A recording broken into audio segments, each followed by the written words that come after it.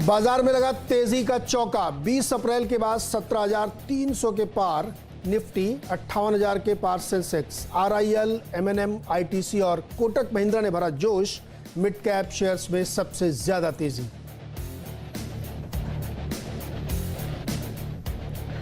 जुलाई में अनुमान के मुताबिक रही ऑटो की बिक्री के आंकड़े। 8.5% बढ़ी मारुति की बिक्री। इंडस्ट्री में हैवी कमर्शियल और पैसेंजर व्हीकल में दिखी जोरदार डिमांड। ऑटो शोरूम में आज तूफानी तेजी, 3 से 6% तक भागे अशोक लेलैंड, टाटा मोटर्स और एमएनएम।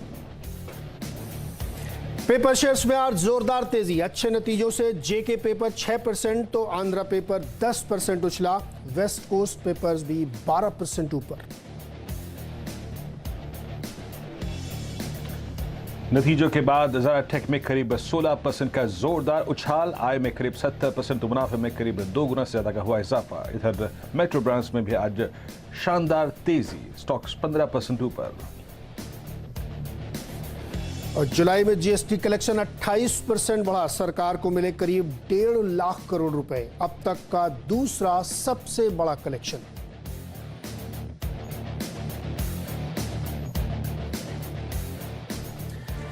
स्वागत है आपका कमाई के अड्डा में। मैं और वीरेंद्र आज आपका साथ देंगे। और इस वक्त बाजार में एक बहुत ही ज़बरदस्त तेज़ी है। अच्छा माहौल, इसलिए मैंने सोचा आज मैं ही आ जाता हूँ वीरेंद्र के साथ। 150 पॉइंट की रैली निफ्टी में देखने को मिल रही है। 17,000 वीरेंद्र, मैंने सोचा अच्छे दिन में ना आ जाना चाहिए। तो 17,300 के पार। अभी मैं गावा जी से पूछ रहा था। बिल्कुल तो गावा जी ने कहा कि पार कर जाए और थोड़ी देर सस्टेन करे तो बहुत पॉजिटिव है।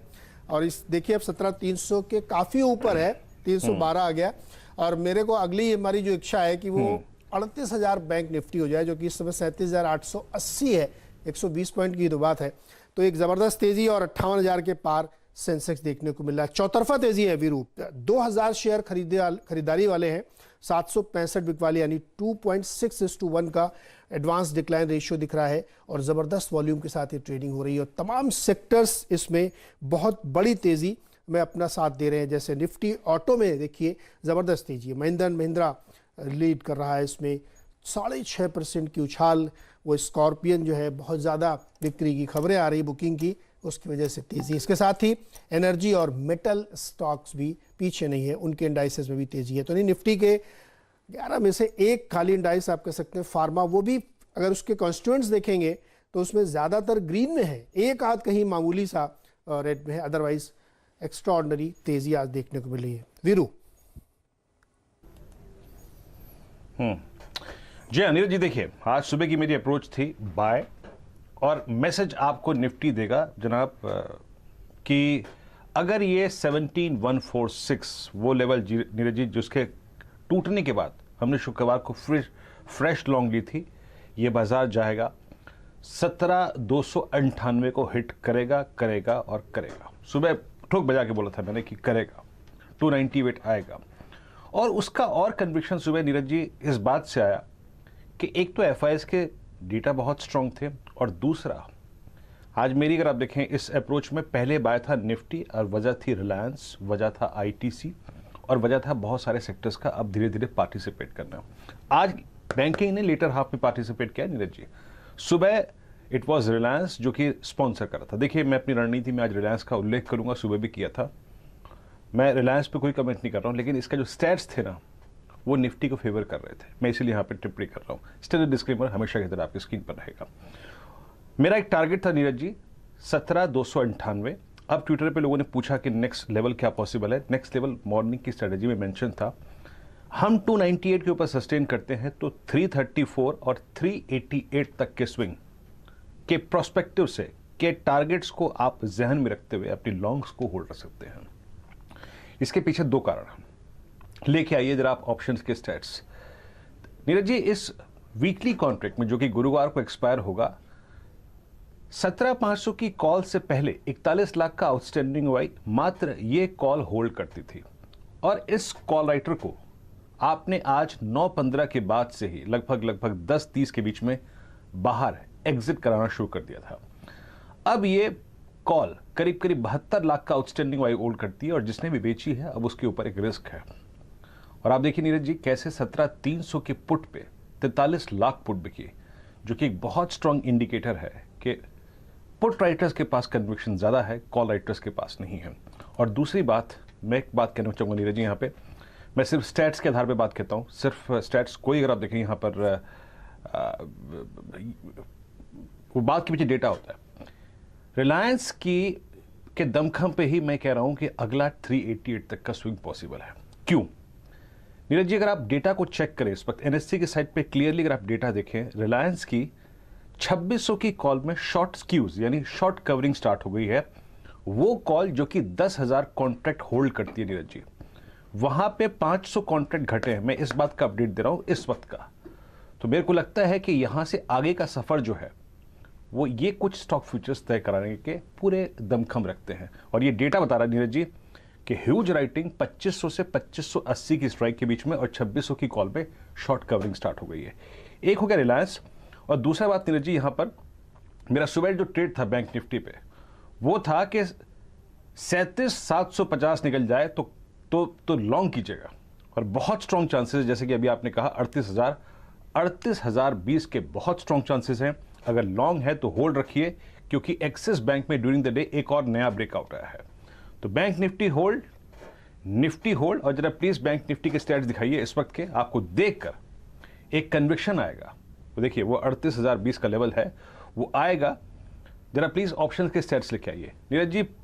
37,500 पे, 37,600 पे, 37,700 पे काफी स्ट्रॉन्ग पुट राइटिंग है। और वो वीक कॉल राइटर जो कि 38,000 पे था, इस वक्त अब कन्विक्शन नहीं होल्ड करता। आप आज इंट्राडे की पुट राइटिंग को देखिए, लुक एट 37,700, 17 लाख पुट बिकी हैं। सो अगर बाय किया है उस सोच पर, तो hold bank Nifty for a possible target swing of 38020, 38,020। और निफ्टी बहुत स्ट्रांगली पॉइज्ड है ऊपर की तरफ 17,334, 388 के जोन के लिए। नीरज जी 388 निफ्टी और 38,020 बैंक निफ्टी वीरू को ये इमीडिएट टारगेट लगते हैं कि यहाँ तक मार्केट अप्रोच कर सकता है इनको। हालांकि मैं तो बहुत बड़े बड़े टारगेट देख रहा हूँ वीरू, मैं ज़्यादा ऑप्टिमिस्टिक हो गया हूँ। मुझे तो लगता है कि अब 18,000 की तरफ हम बढ़ चले हैं, क्योंकि जिस तरीके से रिलायंस का मूव है वो बहुत बड़ा मूव है। और पिछला इसका स्तर याद करिए, वहाँ से जिस तरह से करेक्ट होके आया था, अब शायद ये उसको रीटेस्ट करने की कोशिश करेगा। तो इसलिए इंडाइसेस पे बहुत ज़बरदस्त इसका सपोर्ट मिलेगा। डिस्क्लोजर है, ध्यान रखिएगा, चूँकि जिस चैनल को आप देख रहे हैं कंपनी उसको होल्ड करती है, तो कोई भी राय बनाने से पहले ले। लेकिन चूँकि बाजार में तेज़ी है और उसकी वजह से है, तो ये बताना हमारा धर्म बनता है कि हम आपको इस बात से अप्रोच करें। तो ये दो राय वीरू की तरफ से निकल के आई हैं। अब आपका परिचय करा दें आज के मेहमानों से, जिनके साथ हम आज बातचीत करने वाले हैं कमाई का अड्डा में। जो आप हमारे साथ पैनल है, फंडामेंटल राय देने के लिए हमारे साथ होंगे StockAccess.com के दलजीत सिंह कोहली जी।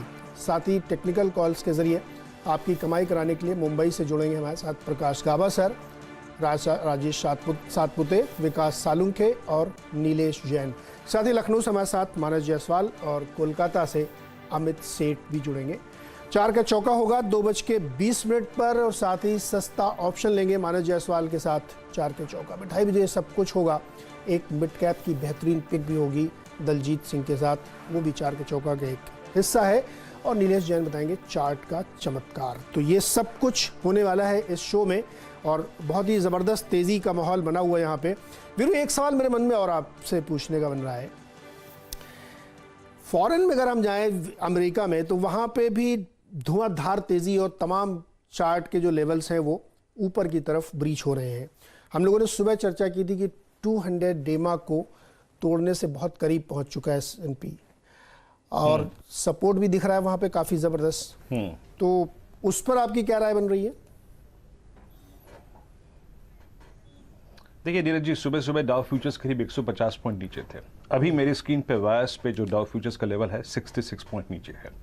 आपने सुबह S&P 500 का जिक्र किया था और मैंने जिक्र किया था डाउ का।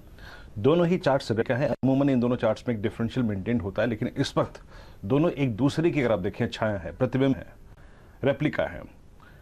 डाउ ने वीकली क्लोजिंग जो शुक्रवार को दी है above 100 week exponential moving average, वो क्लोज हुआ है। 29,700 वो लेवल था नीरज जी जो हम पूरी मई जून ट्रैक करते आए, वो था 200 वीक एक्सपोनेंशियल मूविंग एवरेज।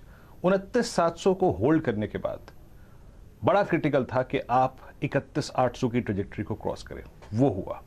तो यूएस मार्केट का टेक्निकल सेटअप, S&P 500 का टेक्निकल सेटअप, उसी को देख के नीरज जी एक कन्विक्शन लौट रहा था। तो वो पार्ट बिल्कुल सही कहा आपने, वो एक स्ट्रांग पार्ट है और हमारी तेजी को स्पॉन्सर वो कर भी रहे हैं। लेकिन नीरज जी इसमें कोई दो नहीं कि इस वक्त अगर आप सेटअप देखें ना, तो हमारा सेटअप वर्सेस ग्लोबल सेटअप एक शेड बेटर है नीरज जी है। और FIIs का भी मूड बेटर हो गया है। जुलाई में ही आप देखिए तो वो बिल्कुल पॉजिटिव होने ही वाले हैं। अच्छा, नज़र डालते हैं उस वक्त के ट्रेंडिंग स्टॉक्स में जो इस वक्त सबसे ज़्यादा सुर्खियों में है, सबसे ज़्यादा मजबूती यहाँ पे दिखा रहे हैं। जो इस समय तेज़ी के ट्रिगर है उसमें आप देखिए Mahindra and Mahindra top gainer 6.5% की मजबूती है, 1241 1242 के लक्ष्य हासिल कर रहा है।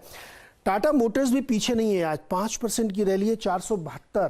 तमाम उन ऑड्स को तोड़ते हुए नतीजे बहुत खास नहीं थे, उसके बावजूद बेहतरीन तेजी। IDFC फर्स्ट ये आज का एकदम ऑड स्टॉक है। इसने बहुत क्वार्टर्स के बाद बहुत बढ़िया नंबर पेश किए और बहुत लोग पूछते रहते थे कि सब कुछ ठीक चल रहा है लेकिन नंबर कब दिखेंगे, तो वो नंबर दिखे और स्टॉक 13% ऊपर है, 42-40। बहुत लोगों को इंटरेस्ट है इसमें, तो 13% की रैली इसमें बन रही है। रेन इंडस्ट्रीज में भी 8.5-9% की तेजी बन रही है, 191-92 पहुंच रहा है। तो मेटल स्टॉक्स भी कई सारे चाइना की वजह से अच्छी खासी तेजी दिखा रहे हैं। लेकिन कुछ स्टॉक्स जहाँ पे अभी दबाव है, फार्मा स्टॉक, जैसे हमने शुरू में कहा था कि ये एक सेक्टर जहां पे हल्की सी नरमी देखने को मिल रही है। तो सन फार्मा करीब 2.5% कमजोरी के साथ, HDFC लाइफ भी 1.5% कमजोर है और MCX नतीजों के बाद 5-5.5% कमजोरी है। GMR इंफ्रा के भी नतीजे आए लेकिन शायद बाजार को पसंद नहीं आए, इसलिए 3.5% की वीकनेस है। ये कुछ ट्रेड्स हैं, ये कुछ स्टॉक्स हैं जहां पे आपको नरमी देखने को मिल रही है इस तेजी के बाजार में भी। पूरी ब्रॉडर पिक्चर देखिए निफ्टी 50 में, तो टॉप गेनर देखिए ऑटो के ही स्टॉक्स आपको दिख रहे हैं, टाटा मोटर्स, महिंद्रा और रिलायंस। ये जो पूरा पैक है यहां से आपको बड़ी तेजी आती हुई दिख रही है। TCS, एशियन पेंट्स जैसे कुछ स्टॉक्स जहां पे हल्की सी नरमी है लेकिन कोई बहुत ज्यादा इंपैक्ट उस पर नहीं डाल पा रहे, क्योंकि जो तेजी वाला पूरा चार्ट है ऊपर वो बहुत ही अच्छी मजबूती दिख रहा है। खासतौर पर ONGC भी ध्यान रखिएगा, OPEC की बैठक होने वाली 3 तारीख को, उससे पहले इसमें 3% की मजबूती। हालांकि एक डेड कैट बाउंस भी है, बहुत नीचे गया था तो हल्की सी उछाल आ रही है। हिंडाल्को में मजबूती है। चाइना में बहुत ज़्यादा मेटल पे तेज़ी बनती हुई दिख रही है, क्योंकि वहाँ पे रियल एस्टेट सेक्टर को रिवाइव करने के लिए, बेल आउट करने के लिए $150 बिलियन का एक पैकेज दिया गया है। तो उसकी वजह से तमाम मेटल स्टॉक्स में एक बढ़िया तेज़ी बनती हुई दिख रही है। JSW स्टील में भी अच्छी खासी तेज़ी है। तो ये पूरा चार्ट है, मैप है आपके साथ निफ्टी 50 का, जिसमें ज़्यादातर स्टॉक्स मजबूती की तरफ इशारा करते हुए दिख रहे हैं। तो ये एक ट्रेंडिंग स्टॉक, कुछ मिड कैप है जिसमें नज़ारा ने एक अच्छा सर्किट लगाया नतीजों के बाद। मेट्रो ब्रांड्स में अच्छी खासी तेज़ी देखने को मिल रही है, इन सब पर भी चर्चा होगी। लेकिन वीरू, इस ज़बरदस्त तेज़ी के माहौल में हमारे मेहमानों की राय क्या होगी? जी हाँ, चलिए नीरज जी यहाँ पे ट्रेड लेना शुरू करते हैं। इस बीच में एक बात कहूँगा, Nifty at day high now 17,312।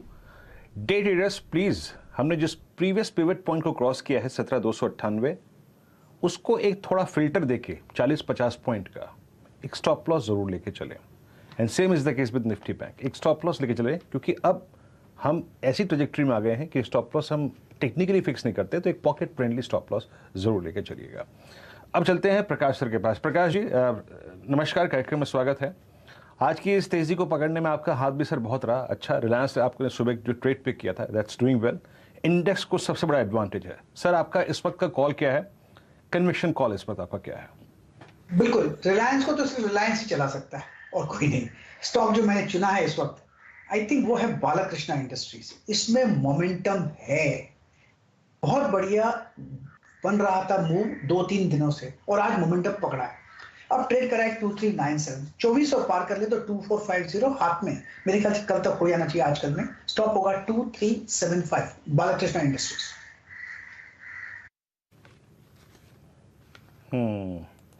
Balakrishna industries, ये आपका कॉल है 2398 पे। एक फ्रेश ब्रेकआउट, याद रखिएगा, ये चार्ट दिखाई दे रहा है, ये एक फ्रेश ब्रेकआउट की तरफ संकेत दे रहा है। मानस, गुड आफ्टरनून, आपका कन्विक्शन कॉल क्या रहेगा इस वक्त का? देखिए, जो कन्विक्शन कॉल है वो GNFC पे बाय रिकमेंडेशन है। देखिए, GNFC में हाई टॉप हायर बॉटम लगातार बन रहे हैं। कल के हाईज स्टॉक ने ब्रीच किया और जिस तरह का हाई टॉप हायर बॉटम का ट्रेंड है, मेरा समझना है कि यहाँ पर 770 तक के भाव देखने को मिल सकते हैं। तो 770 के टारगेट के लिए करंट लेवल्स पर खरीदारी करिए। 729 रुपए के नीचे आपको स्टॉप लॉस रखना है।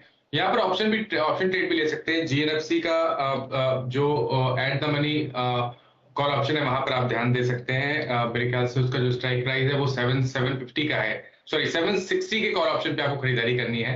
तो ध्यान रखिए 760 के कॉल ऑप्शन खरीदिए 30 रुपए के आसपास, स्टॉप लॉस लगाइए 20 रुपए के नीचे और टारगेट रहेंगे 50 रुपए के आसपास के। 60 का कॉल ऑप्शन लीजिए जीएनएफसी में। राजेश जी, आपने क्या ढूंढा इस वक्त का top calls? Good afternoon Neeraj ji, good afternoon everyone. देखिए नीरज जी, नजर तो टाटा मोटर्स पे ही है, कब से बनी पड़ी है। यहाँ पे 430 435 का एक स्ट्रॉन्ग सपोर्ट था जो लेने के बाद टाटा मोटर्स में रिवर्सल आया। और सबसे बड़ी बात है आज इसने अपना जो स्विंग आया था जो करीबन 460 के आसपास था, इसको भी ब्रीच किया with rise in volume and with आप कह सकते हैं कि एफएनओ में अगर आप देखें तो यहाँ पे शॉर्टिंग भी हो रही है, तो यानी शॉर्ट कवरिंग हो रही है, सॉरी। सो कहीं ना कहीं लगता है 460 को सरपास करने के बाद टाटा मोटर का जो नेक्स्ट टारगेट होना चाहिए पोजिशनली वो रहेगा 500 का। तो एट लेवल ऑफ 470 475 ये जो रेंज है इसमें आपको बाय करना है विद स्टॉप लॉस ऑफ 460, और जो नेक्स्ट टारगेट नेक्स्ट पड़ाव रहेगा वो रहेगा 500 का।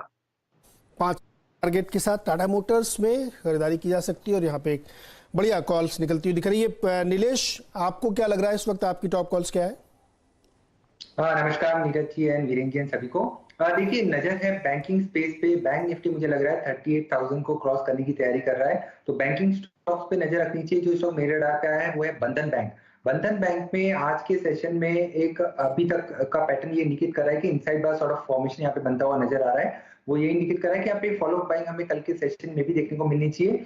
ये मोमेंटम जो अभी शुरू हुआ है वो यहाँ से कंटिन्यू होना चाहिए एटलीस्ट 290 तक के लेवल्स के लिए, और जो स्टॉप लॉस रखना होगा 276 का। ओके, बंधन बैंक अगर आप देखें बैंकिंग में आपको कन्विक्शन देता हुआ bank Nifty day high 37,882। Daljeet ji हमारे साथ मौजूद हैं इस वक्त। दलजीत जी नमस्कार, कार्यक्रम में स्वागत है। दलजीत जी, आज एक तो बीते हफ्ते से ही जुलाई लास्ट 2 हफ्तों में एफआईएस की सेलिंग थम गई, लेकिन आज का ये पूरा का पूरा जो शो है ना वो कैप्चर कर रखा है रिलायंस ने और ऑटो कंपनियों ने। स्पेशली आज की बिक्री के आंकड़े, स्कॉर्पियो को मिला रिस्पॉन्स, सबने अगर आप देखें जान फूंक दी। अभी आपको इस बाजार में इस वक्त स्ट्राइक क्या कर रहा है, क्या चीज़ कर रहे हैं सर आप, या फिर जो रीसेंट कॉल्स थी इन्वेस्टर्स के साथ आप लोगों की, क्लाइंट्स के साथ, क्या बाय करवाया आप लोगों ने? Good afternoon Virendra ji. In fact अगर आपको याद होगा तो लास्ट इंटरेक्शन में हमने ऑटोज के बारे में काफी डिटेल में डिस्कशन किया था, और मारुति, टाटा मोटर्स और आइशर मोटर्स, ये सब हमारे पोर्टफोलियो के जो स्टॉक्स हैं इनके बारे में हमने बात किया था। तो हम लोग काफी समय से पिछले 1-1.5 महीने से ऑटोज को देख रहे हैं। ऑटो, बैंकिंग, फाइनेंशियल सर्विसेज और सिलेक्टिव टॉप टियर आईटी, ये 3 सेक्टर, और कैपिटल गुड्स, ये जो सेक्टर्स हैं ये हमारे पॉजिटिव रडार पे पिछले 2-3 महीने से हैं, और हम समझ रहे हैं कि अब इनमें एक अच्छा मोमेंटम आ रहा है। तो थोड़ा अभी जिस तरीके से मूवमेंट आया और काफी शॉर्ट पीरियड में तेज मूवमेंट आया, तो वहां पर थोड़ा लोग ट्रेडिंग के लिए प्रॉफिट भी बुक कर सकते हैं, बट लॉन्ग टर्म इन्वेस्टमेंट के लिए व्यू इंटैक्ट बना हुआ है। जो उसमें सेक्टर अब ऐड हो जाएगा मुझे लगता है कि आने वाले अगले 2-3 महीने के लिए, तो वो होगा कि अब फार्मा में थोड़ा बहुत ट्रैक्शन देख सकते हैं, क्योंकि जिस तरीके के लार्ज कैप फर्म के नंबर्स आए हैं Q1 के, वो दिखा रहे हैं कि Q2, Q3 जो है उनका काफी बेटर होना चाहिए एज कम्पेयर टू Q1 या पिछला साल। और कैपिटल गुड्स में जो है वो तेजी बनी रहेगी, तो वहां पर भी हमारा उम्मीद है कि ये एबीबी, इंडस्ट्रियल केपेक्स वाले जो स्टॉक्स हैं, एबीबी, सीमेंस, इस टाइप के जो स्टॉक्स हैं, ये सब में काफी अच्छा रुझान बना रहेगा। ऑटो में हम ये कहेंगे कि अभी आज हमने थोड़ा सा पार्शियल प्रॉफिट बुक किया है महिंद्रा एंड महिंद्रा में, क्योंकि उसमें हमें करीब 20% रिटर्न मिल रहा है 1-1.5 महीने में, तो अभी हमने पार्शियल प्रॉफिट बुक किया, बट व्यू पॉजिटिव है। और आइशर मोटर्स हमने थोड़े दिन पहले ऐड किया था। आई थिंक अभी टायर्स वाले ऐड कर सकते हैं। तो अभी बालकृष्ण की बात हो रही थी, राजरत्न हमको राजरत्न वायर 4-5 गुना रिटर्न दे चुका है पिछले 8-9 महीने में, तो वो हम बुकआउट कर लिए थे। अब हम आई थिंक उसको रिप्लेस करेंगे शायद, तो बालकृष्ण से होगा रिप्लेसमेंट। ओके, तो अगर आप देखिए आपकी स्टॉक स्पेसिफिक अप्रोच है और बालकृष्ण इंडस्ट्रीज का जिक्र किया आपने। ऑटो में वाकई अगर आप देखें लास्ट टाइम जब आप आए थे तो आपने ऑटो में बहुत स्ट्रॉन्ग कन्विक्शन जाहिर किया भी था। अभी राजेश जी ने टाटा मोटर्स का जिक्र किया। Look at Tata Motors DVR 230.65 पे। राजेश जी, इस पर एक हल्का सा टेक और जाहिर कीजिएगा, इट्स रेप्लिका। अब 231 पे ट्रेड करता हुआ। 231 पे मैं इसको जिक्र इसलिए कर रहा हूँ क्योंकि 28 फरवरी 2022 के बाद आई थिंक जो 2 हाइज लगे थे, एक था अप्रैल फर्स्ट वीक में, सेकेंड वीक में माफ़ कीजिएगा, और दूसरा था जुलाई थर्ड वीक में, उन लेवल्स को टेस्ट करता हुआ 231 के ऊपर यहाँ पे प्राइस प्रोजेक्शन क्या है आपका? वीरेंद्र जी देखिए 231 के ऊपर अगर आप देखें स्विंग ट्रेडिंग के हिसाब से तो आना चाहिए 235 कैश में। लेकिन वीरेंद्र जी अगर आप इसका वीकली चार्ट देखते हो तो बहुत ज्यादा प्रॉमिसिंग है। इससे चैनल ब्रेकआउट, या आप कह सकते हैं कि ट्रेंड रिवर्सल सिग्नल है यहाँ पे, और इसका टारगेट होना चाहिए 235, ये पहला टारगेट यानी पहला रेजिस्टेंस। अगर वो भी निकले तो कम से कम 260 तक जाएगा। तो कहीं ना कहीं लगता है टाटा मोटर्स के बाद टाटा मोटर्स DVR कैश में डेफिनेटली बाइंग कर सकते हैं। आपका स्टॉप लॉस जो होगा प्लेस करेंगे that should be at 225। 225 Tata Motors DVR पे ध्यान रखिएगा, ये बहुत महत्वपूर्ण लेवल होगा। लेकिन अभी विकास जी बाकी है। विकास सालुंके जी, क्या है टॉप कॉल्स इस वक्त की आपकी?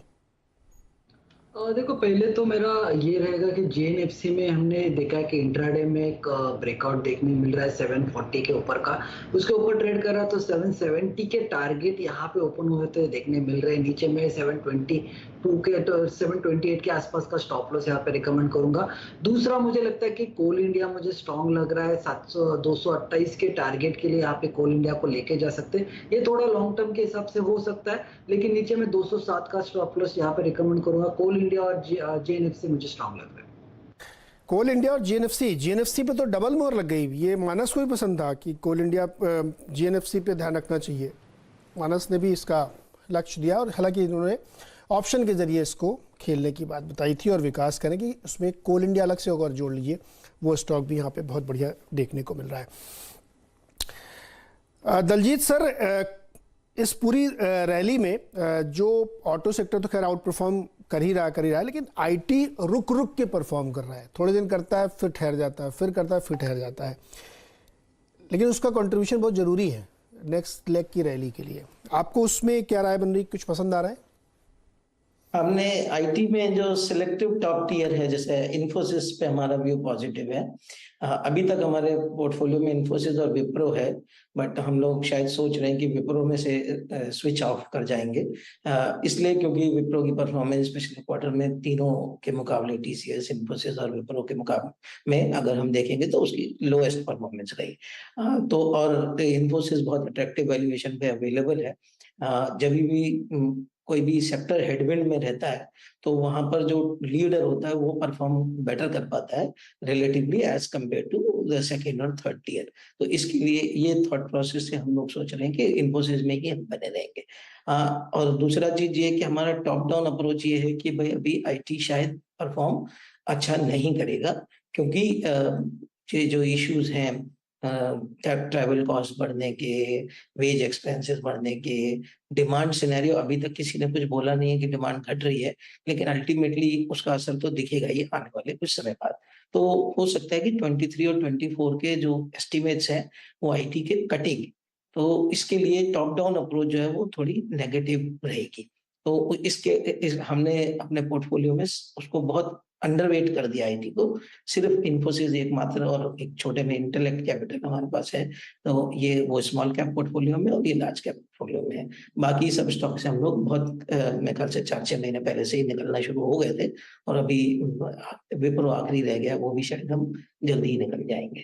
तो व्यू ये है कि अभी IT में अगर आपको रहना है 2 साल का व्यू रखना पड़ेगा, और रहना है तो सिर्फ टॉप मोस्ट के साथ रहिए, क्योंकि वो शायद रिवाइवल में आसान होगा उसके लिए। लीडर्स के साथ रहिए IT में अगर रहना है, और थोड़ा लंबा नजरिया आपको रखना पड़ेगा IT के लिए। लेकिन अब वक्त हो चुका है 4 के चौके का। सबसे पहले 4 के चौके में सस्ता ऑप्शन, मानस जायसवाल, सस्ता ऑप्शन क्या है इस वक्त? देखिए सस्ता ऑप्शन के लिए आरबीएल बैंक में मैं समझता हूँ कि एक ट्रेड लेना चाहिए। और देखिए आरबीएल बैंक के टेक्निकल स्ट्रक्चर को समझे तो 7 सेशन के बाद हमने ब्रेकआउट देखा, 50 डे मूविंग एवरेज के ऊपर आरबीएल बैंक निकला है। अब शायद ये 100 डे मूविंग एवरेज की तरफ जाएगा, जो कि 110 रुपए है। इसलिए आरबीएल बैंक के 100 रुपए के कॉल ऑप्शन में खरीदारी करेंगे। 4 रुपए के भाव चल रहे हैं, ₹1.90 के स्टॉप लॉस से 8 से 10 रुपए तक के भाव देखने को मिल सकते हैं।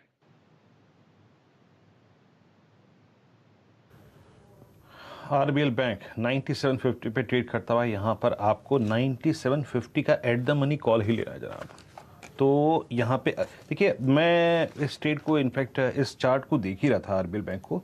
मैं इनफैक्ट डेरिवेटिव में इसकी भूमिका क्या है, आज जब बैंकिंग ने पार्टिसिपेट करना शुरू किया, 37,500 को होल्ड किया, उसके बाद it was first stock, I mean RBL जो पहला स्टॉक था जो कि आके गेनर्स की साइड में खड़ा हो गया। और देखिए यस बैंक पे जो खबरें थी उसके बाद थोड़ा सा इम्पैक्ट यहाँ पर भी नज़र आया था।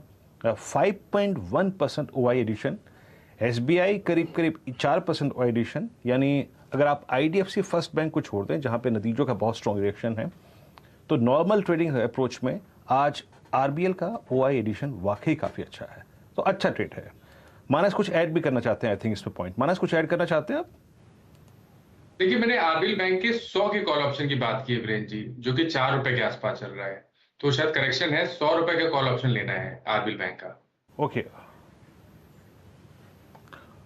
ओके डॉक्टर साहब प्लीज चेंज कर दीजिएगा, 100 की कॉल लेनी है यहाँ पर और ये 3 रुपये 90 पैसे पे ट्रेड कर रही है। Okay that's fine. खैर मैंने पॉइंट्स जो रखने थे वो सब रख दिए।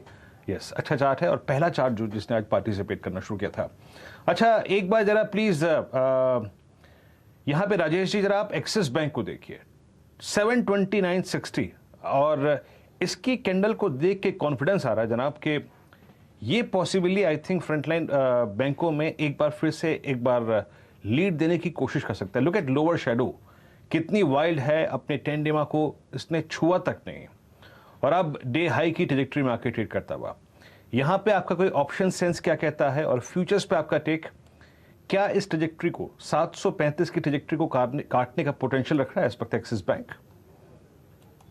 वीरेंद्र जी देखिए अगर आप ओवरऑल बैंकिंग देखें तो एक्सिस, आईसीआईसीआई, कोटक, मुझे लगता है कहीं ना कहीं सब में स्ट्रेंथ है। अगर एक्सिस बैंक इन पर्टिकुलरली इस पर यहाँ पे अगर हम बात छेड़े तो मुझे लगता है यहाँ पे रेजिस्टेंस क्या होगा, तो इसका जो रेजिस्टेंस है वो है 736, तो ये 734 पे ट्रेड हो रहा है। 736 you can say it is on the verge of breakout. एक बार ये 736 के ऊपर जाता है तो कंफर्मेशन आता है और ये जो शॉर्ट कवरिंग जो रैली हम एक्सपेक्ट करेंगे कम से कम 755 से 760 तक जाएंगे, तो 735 यानी it's on the verge of breakout only. तो अगर आपको इस ब्रेकआउट को प्ले करना है तो प्रीएम करके अगर आपको करना है तो आपको एक स्टॉप लॉस लगाना पड़ेगा जो होगा 720 का पोजिशनली। तो Axis bank is a buy, 720 का स्टॉप लॉस, 735 के बाद आप स्टॉप लॉस को ड्रिल करें, टारगेट 760 प्लस। ओके तो यहाँ पे आपका ये व्यू था एक्सिस बैंक पे। टाटा केमिकल में इसलिए कह रहा हूँ क्योंकि मेरी स्क्रीन पे भी टाटा केमिकल अपीयर हुआ है। डॉक्टर साहब मेरे को ये अपीयर हुआ अभी अभी और टाटा केमिकल के सारे options calls at day high, puts at day low. Please इसकी लेके आइए एट द मनी कोई कॉल। आप क्या प्रेफर करेंगे यहाँ पर नीलेश? डॉक्टर साहब प्लीज़ इसकी स्ट्राइक्स रखेंगे, मेरे पास इस स्ट्राइक्स का अगर आप देखें तो प्राइस नहीं है।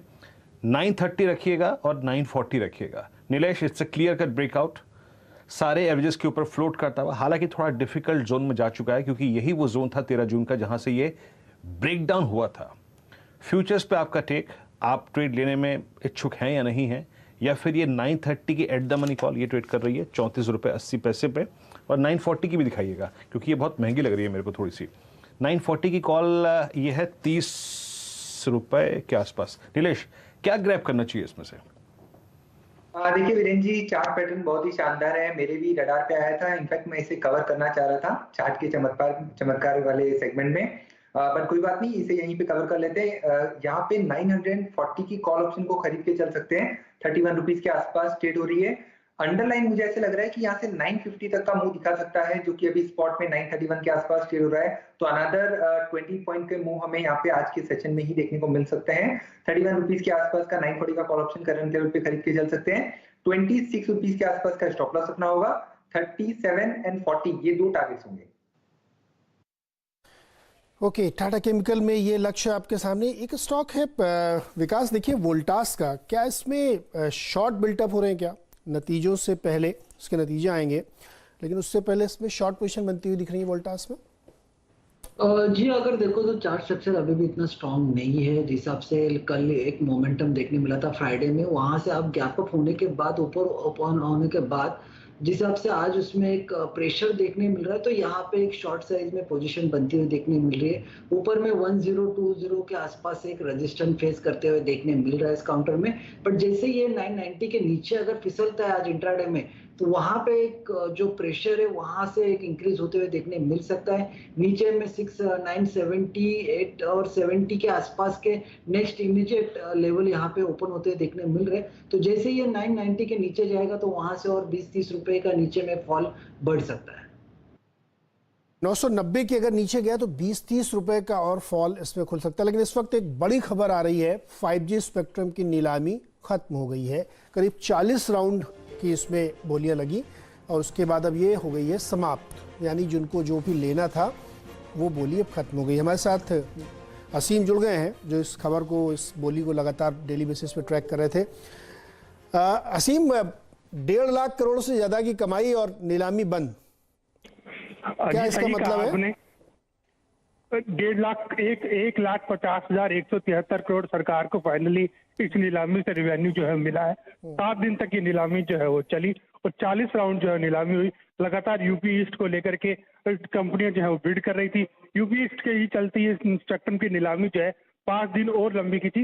वैसे इस नीलामी को जो है 2 दिन में ही खत्म हो जाना चाहिए था। 1,45,000 करोड़ रुपए के आसपास की आय सरकार को 2 दिन के अंदर ही जो हो गई थी। लेकिन उसके बाद यूपी ईस्ट की वजह से ये नीलामी जो है लंबी खिंचती रही। लेकिन आज 40 राउंड के बाद ये नीलामी जो है खत्म हो गई है। फाइनली टेलीकॉम कंपनियों ने 1.5 लाख करोड़ रुपए का स्पेक्ट्रम जो खरीदा है। किसने कितना खरीदा ये जानकारी हम अपने दर्शकों को थोड़ी देर में देंगे कि कौन सी कंपनी कितना स्पेक्ट्रम हासिल करने में कामयाब रही और कौन कौन से शहरों के अंदर आप 5G सेवाएं आप जो है जल्दी देख सकते हैं। लेकिन अब की बड़ी खबर यही है कि टेलीकॉम 5G स्पेक्ट्रम की नीलामी खत्म हो गई और जल्द सरकार जो है जिसकी आधिकारिक घोषणा थोड़ी देर में करेगी। इसके हम लोग डिटेल लेंगे किसको कितना कितना मिला। ये यूपी ईस्ट का आप जिक्र कर रहे थे, बहुत ज़्यादा वहाँ पे बोलियां लग रही थी। मानस का इलाका, लखनऊ भी उसी ईस्ट में आता, मेरा भी आता। ये यूपी ईस्ट में इतना अट्रैक्शन क्या है? देखिए, यूपी ईस्ट एक सबसे बड़ा सर्किल है। 10 करोड़ मोबाइल ग्राहक हैं यहाँ पर। अगर मैं टेलीकॉम कंपनियों की बात करूँ तो रेवेन्यू का 7% तक जो है वहां से यूपी ईस्ट से जो आता है। और टेलीकॉम कंपनियों का ऑलरेडी इसमें सर्विसेज जो है वो दे रही है। हर एक कंपनी के पास वहां पर ऑलरेडी स्पेक्ट्रम है। रिलायंस जियो के पास 15 मेगाहर्ट्ज था, एयरटेल के पास 10 मेगाहर्ट्ज था और वोडाफोन आइडिया के पास भी 10 मेगाहर्ट्ज था। तो करीबन सरकार ने 54 ब्लॉक जो है इसमें रखे थे।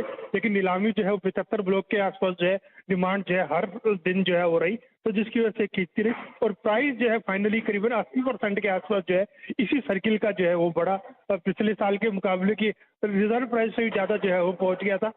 तो कुल मिलाकर के उसी सर्कल को लेकर के नीलामी जो है लगातार खींच रही थी। तो एक ऑपरेटर जब इसको फाइनली इसको छोड़ करके 850 मेगाहर्ट्ज लेना जो है वो पसंद किया, तो इसी वजह से स्पेक्ट्रम की नीलामी जो है क्लोज हो गई है।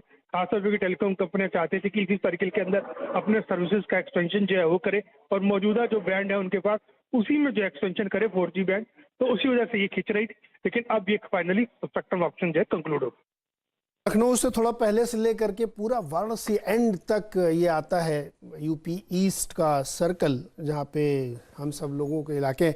लेकिन 2 स्टॉक इस पे बहुत प्रभावित है। रिलायंस के लोगों ने काफ़ी चर्चा की उस पर। भारतीय एयरटेल का भी स्टॉक दिखाइए, उसमें भी एक अच्छी मजबूती इस वक्त देखने को मिल रही है। 690 का लक्ष्य है यहाँ पे। मानस, भारतीय पे कोई टारगेट बन रहा है आपका? बिल्कुल, देखिए ये एक क्लियर कट ब्रेकआउट केस है क्योंकि ऑलरेडी हमने रिवर्सल देख लिया था। आज स्टॉक ने 685 का जो रेजिस्टेंस था वो भी ब्रीच किया, 100 मूविंग एवरेज के ऊपर निकल गया है। आई थिंक अब आपको करीब 710 तक के भाव देखने को मिलेंगे, तो करंट लेवल से भी 20 रुपए का आपको देखने को मिल सकता है। अभी भी खरीदारी करने की राय रहेगी। 680 के स्टॉप लॉस से खरीदारी करिए 710 रुपए के टारगेट के लिए।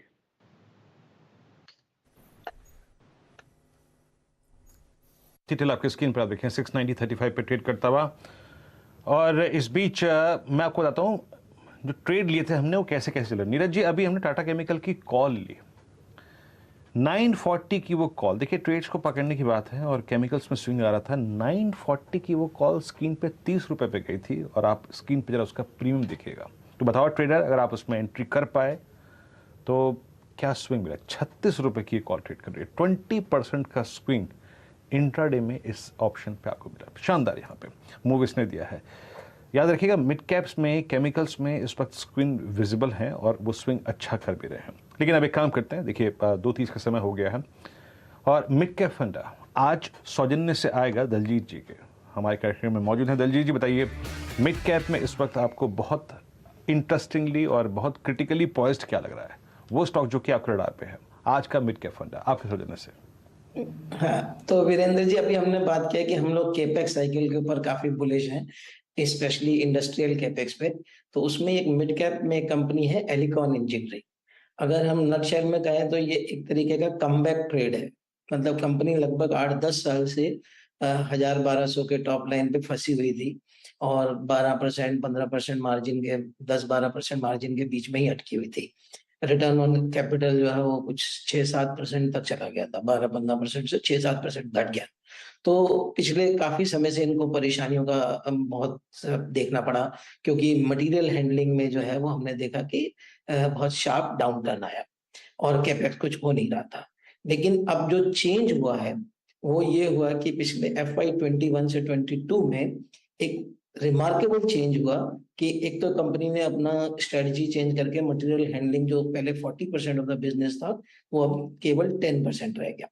और इंडस्ट्रियल गियर्स, ट्रांसमिशन इक्विपमेंट जो होते हैं, जो गियर बॉक्सेस बड़ी बड़ी मशीनरीज में लगते हैं, तो उसमें इन्होंने ज्यादा फोकस किया और उसको 30-40% से बढ़ा के आज की डेट में 89% कर दिया।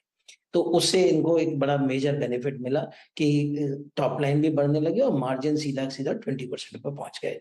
रिटर्न ऑन कैपिटल जो है वो 7-8% तक पहुंच गई थी, वो एकदम से वापस 18-20% के ऊपर आ गई। और स्टॉक पिछले 6-8 महीने से, जो जनवरी से अगर हम बात करें तो 170 से 320 रुपए, 300 अभी 350 रुपए के आसपास हो गया है। बट आज की डेट में भी अगर हम देखें तो ये केवल 15 या 16 टाइम ऑफ FY 25 अर्निंग्स या 18 टाइम FY 24 अर्निंग्स पे अवेलेबल है। तो हम अगर कैपिटल साइकिल चालू होने की बात कर रहे हैं और जिस तरीके से पावर की कंपनियां जो इनके मेजर कस्टमर हैं, पावर, सीमेंट, शुगर, ये सब कंपनियां जो जिस तरीके से कैपेक्स अनाउंसमेंट कर रही हैं उसमें जो है इनको बहुत बड़ा बेनिफिट मिलता है। और अब कंपनी का जो ऑर्डर फ्लो है वो काफी तेजी से बढ़ता जा रहा है। हमें लगता है कि अगले 2 साल में जो 1200 करोड़ की टॉप लाइन है वो 1800 करोड़ तक आराम से पहुंच सकती है।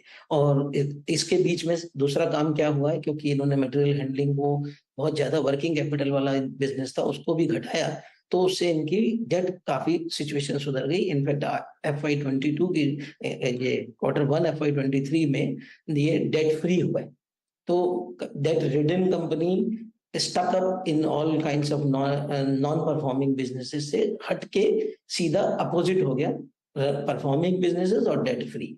तो ये सब चीजें स्टॉक के लिए बहुत अच्छा ट्रिगर और वैल्यूएशन वाइज आपके कंफर्ट जोन में है।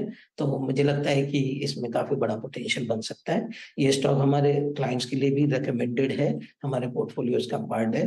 बट अभी तक जितने भी इस सेगमेंट में हमने स्टॉक्स की बात की है वो मेरे पर्सनल पोर्टफोलियो में कोई भी नहीं है, बट हमारे क्लाइंट्स के पास हो सकते हैं। ओके, इस बीच जरा प्लीज जो आपने स्टॉक रखा है स्क्रीन पे, मैं हल्का सा इसको अगर आप देखें टेक्निकल पैरामीटर पे देख भी लेता हूं। एलिकॉन इंजीनियरिंग, याद रखिएगा आज का मिड कैप फंडा ये आ रहा है दलजीत जी के सौजन्य से और 356 इसका प्राइस है और बेहतरीन चार्ट। मैं चार्ट को देखूं तो अच्छा, एक चीज़ याद रखिएगा, इसने डेकेड, लगभग 2 डेकेड आप समझ लीजिएगा कि दिसंबर 2007 के हाई को इस ही हफ्ते पार किया है, यानी प्रीवियस वीक पार किया था। ओके, गजब। जब डेकेड्स के अगर आप देखें प्रीवियस डेकेड्स के हाईज कटते हैं, यानी 15 साल पुराने, तो पोटेंशियल क्या होता है आप समझ सकते हैं। पैनल में एक हमारे साथ विशेषज्ञ और जुड़ चुके हैं, अमित सेठ। अमित, गुड आफ्टरनून, कार्यक्रम में स्वागत है। इस वक्त प्लीज जरा इंडेक्स लेके आइए।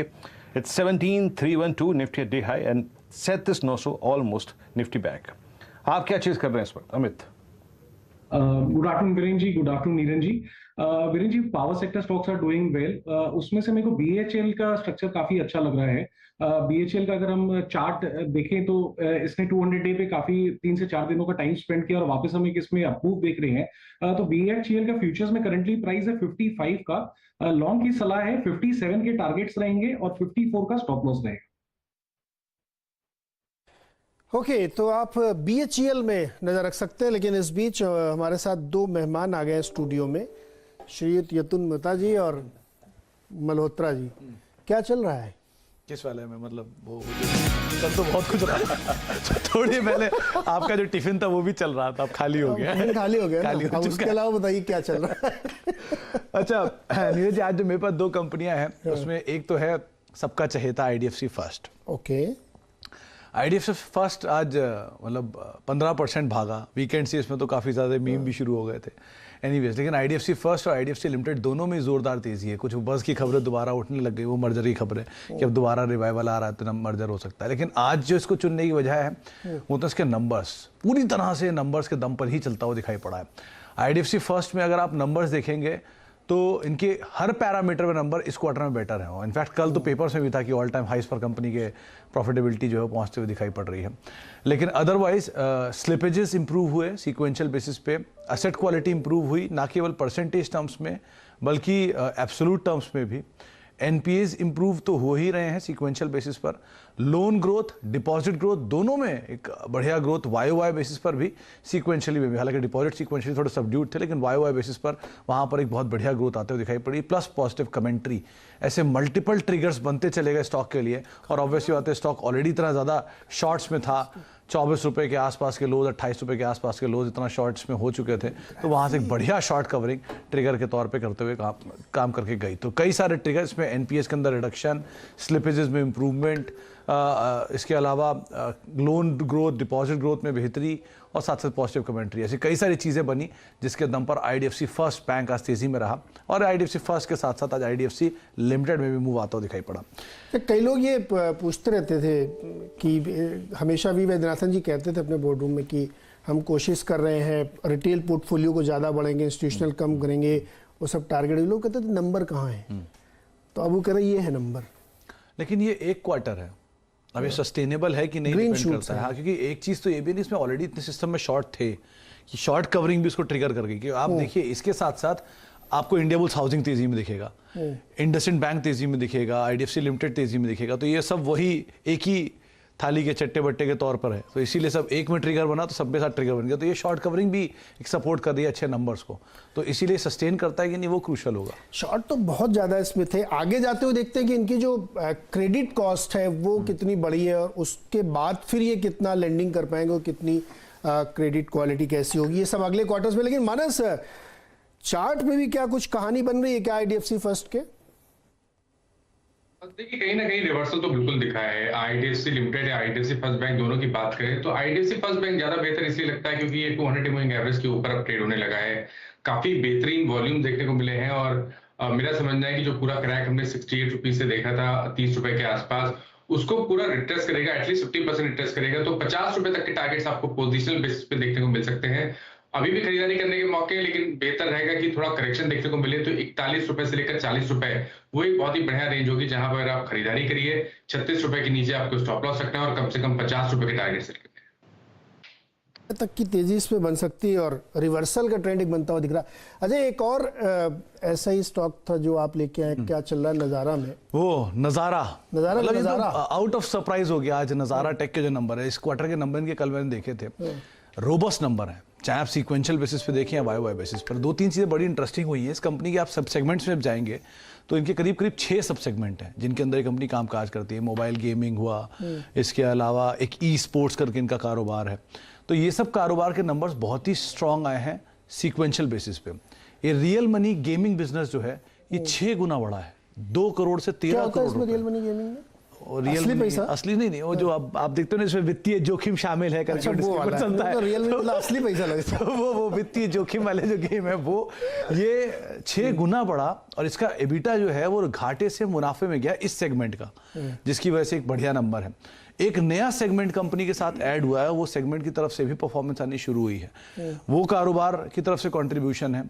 प्लस इनके जो एग्जिस्टिंग बिजनेस हैं, जो गेमिंग के बिजनेस थे और बाकी एडवर्टीजमेंट बिजनेस हैं, वहाँ से अच्छे नंबर आने शुरू हो। तो सीक्वेंशियल बेसिस में ना केवल एक बिजनेस, अगर मैं इनके बाकी सब सेगमेंट्स भी उठा के देखूँ तो वहाँ से भी बहुत स्ट्रॉन्ग परफॉर्मेंस आते हुए दिखाई पड़ी है। एक एक करके आप सारे सेगमेंट देखिए पहले इसके सीक्वेंशियल बेसिस, यहाँ तो सिर्फ रियल गेमिंग ही दिख रहा है, लेकिन अगर आप बाकी नंबर्स पर नजर डालेंगे तो सबसे पहले इनका जो बिजनेस आता है एडटेक कारोबार। वो कारोबार अब तक रेवेन्यू नहीं जनरेट करता था, पहली बार उससे रेवेन्यू जनरेट हुआ इस क्वार्टर में, और 33 करोड़ रुपए का सीधे सीधे रेवेन्यू है एक ही बार में। उसके अलावा वही कारोबार से EBIT भी बहुत स्ट्रांग आया है। इसके अलावा कंपनी के जो ई स्पोर्ट्स बिजनेस है वहाँ से रेवेन्यूज डबल हुए हैं और ई स्पोर्ट्स बिजनेस की जो एबिट है वहाँ पर भी स्ट्रॉन्ग ग्रोथ आई है सीक्वेंशियल बेसिस पर। और साथ ही साथ कंपनी का ई स्पोर्ट्स बिजनेस पहले घाटे में था, वो भी मुनाफे में आया। तो 2 कारोबार घाटे से मुनाफे में आया और उसके बाद ये स्टॉक ऑलरेडी काफ़ी बीट एंड डाउन भी था, तो शायद इसीलिए तेजी भी है। शायद 3000 रुपये के ऊपर का कोई गेम खेला आपने? नज़ारा का मेरे बच्चे जब बड़े हो जाएंगे तब खेलेंगे शायद, मैं तो नहीं खेलता। मैं उससे पहले बड़े बच्चों वाला बात चलता ना। दलजीत सर दलजीत सर नहीं चले गए क्या? वीरू वीरू वीरू खेलते हैं। वीरू गेमिंग पसंद है, स्टॉक में क्या दिख रहा है आपको? नहीं गेमिंग मैं तो नहीं खेलता नीरज, और कोशिश यही करूंगा मेरा बच्चा कभी खेले भी ना, वो नीचे ग्राउंड में जाके खेले, वही सही है, वही सही है। बड़ी मुश्किल से अगर आप देखें तो लत छुड़ाई है, तो जो कोविड में लगी थी ना वो मोबाइल पकड़ के देखने की, खाना खाने की, पढ़ाई करने की, बड़ी मुश्किल से छुड़ाई है, तो गेमिंग तो नहीं। मैं एक दो नज़ारा का चार्ट देखा था नीरज, आप यकीन मानिए बेहतरीन चार्ट था, बेहतरीन चार्ट है। एक बार इस पर आउटलुक लेते हैं मानस का। मानस, आप कैसे अप्रोच करते हैं इस चार्ट को? अभी आज आपको याद होगा हम कमाई का अड्डा में ही आज से लगभग 25 दिन पहले इसकी मैनेजमेंट से बातचीत भी कर रहे थे। आपका व्यू मीडियम टर्म से ये जो चार्ट है आपको किस ट्रैजेक्टरी में ज़्यादा दिखाई दे रहा है? देखिए थोड़ा जल्दी है अभी नज़ारा पे कॉल लेना, ऑलरेडी हमने एक बड़ा क्रैक देखा है। जरूर आज 20 डे मूविंग एवरेज ब्रीच हो गए हैं, अब शायद 650 का जो रेजिस्टेंस है उसको टेस्ट करने की कोशिश करेगा नज़ारा। लेकिन अगर नज़ारा ने 650 के लेवल्स के ऊपर की क्लोजिंग दी, उसके ऊपर सस्टेन हुआ, तब आप एक कॉल ले सकते हैं, क्योंकि उसके इसमें 750 से लेकर 775 तक के स्तर देखने को मिल सकते हैं। तो थोड़ा और इंतजार करना पड़ेगा। 650 के ऊपर खरीदारी करेंगे 600 के स्टॉप लॉस से 750 रुपए के टारगेट के लिए। जी हाँ, देखिए आज मैं ये जो कह रहा था ना कि बहुत इंटरेस्टिंग चार्ट है, ये सिर्फ daily intraday point of view से कह रहा था। आज डिफरेंट ट्रांचेस में ये स्टॉक भागा है और पूरे दिन मोमेंटम कायम रखा और लगभग 157 पे इसमें एक फ्रेश इंट्राडे ब्रेकआउट आया। अब 631 की ट्रैजेक्टरी मार्केट वेट कर रहा है। लगभग समझ लीजिएगा कि 5 जुलाई के बाद पहली बार इसने अपना 50 डे एक्सपोनेंशियल मूविंग एवरेज और आज क्रॉस किया और ओपनिंग ही दी थी आज 20 डे के ऊपर, तो ये अच्छी चीज़ है। मीनवाइल अभी यतिन से बात करेंगे, लेकिन उससे पहले मार्केट से डे हाई निफ्टी 17,322 और बैंक निफ्टी लगभग 37,900 की ट्रैजेक्टरी में। और जो बात हम कह रहे थे ना कि रिलायंस स्पॉन्सर कर रहा है इस तेजी को, look at Reliance now at 2582। वो जो 2600 का कॉल राइटर था वो जिस तरीके से एग्जिट कर रहा था, अब रिलायंस ने इस तेजी को स्पॉन्सर किया और 17,321 पे आके खड़ा हो गया है यहाँ पे इस वक्त रिलायंस निफ्टी। अच्छा मानस, मेरे जहन में एक ट्रेड आ रहा था, अभी हमने टाटा केमिकल पे एक ट्रेड स्विंग लिया, करीब 20% का इंट्राडे स्विंग लिया, ठीक है। आप जरा एक बार आज की इंट्राडे ओआई बिल्डअप्स को देखिए। लुक एट यूपीएल 2.6% ओआई, अब थोड़ा रेज होता हुआ है स्टॉक। यूपीएल आपकी स्क्रीन पर डे हाई की ट्रैजेक्टरी में आके ट्रेड करता हुआ और करीब 758 अबव ऑल मूविंग एवरेजेस। मानस यहां पे slightly out of money call 760 780 कोई ग्रैब कर सकते हैं। इस वक्त ओवरहीटेड हैं सारे केमिकल स्टॉक्स। बिल्कुल, देखिए कल भी जो फ्राइडे का सेशन था उसमें भी मैंने यूपीएल पे एक व्यू दिया था कि 200 डे मूविंग एवरेज के ऊपर अब ट्रेड होने लगा है। 740 का जो रेजिस्टेंस है वो ब्रीच हो गया है, तो अब 780 तक के स्तर देखने को मिलेंगे। तो टारगेट वही रहेंगे फिलहाल के लिए 780 के, लेकिन अगर 780 के ऊपर सस्टेन करेगा तो जो नेक्स्ट टारगेट होगा वो 805 रुपए के आसपास रहेगा। पैटर्न बहुत पॉजिटिव लगता है। आई थिंक जो लॉन्ग पोजीशन है वहां बने रहिए, 748 का स्टॉप लॉस रिवाइज करके रखिए और बेहतर रहेगा कि अब यहां से इस तेजी को अगर प्ले करना है तो ऑप्शन के थ्रू खेलिए। 780 रुपए का कॉल ऑप्शन खरीदिए, 20 रुपए का ट्रेड कर रहा है, 15 रुपए का स्टॉप लॉस रखिए, 30 रुपए से लेकर 35 रुपए तक के टारगेट देखने को मिल सकते हैं। स्पॉन्सर इस बाजार की तेजी का है ना, और वो है ऑटो सेक्टर। यतीन जी का जलवा है, 2-3 दिन पहले ही बता दिया था इन्होंने कि बहुत जबरदस्त नंबर आने वाले, तोड़ फोड़। बिल्कुल, बताइए क्या चल रहा है।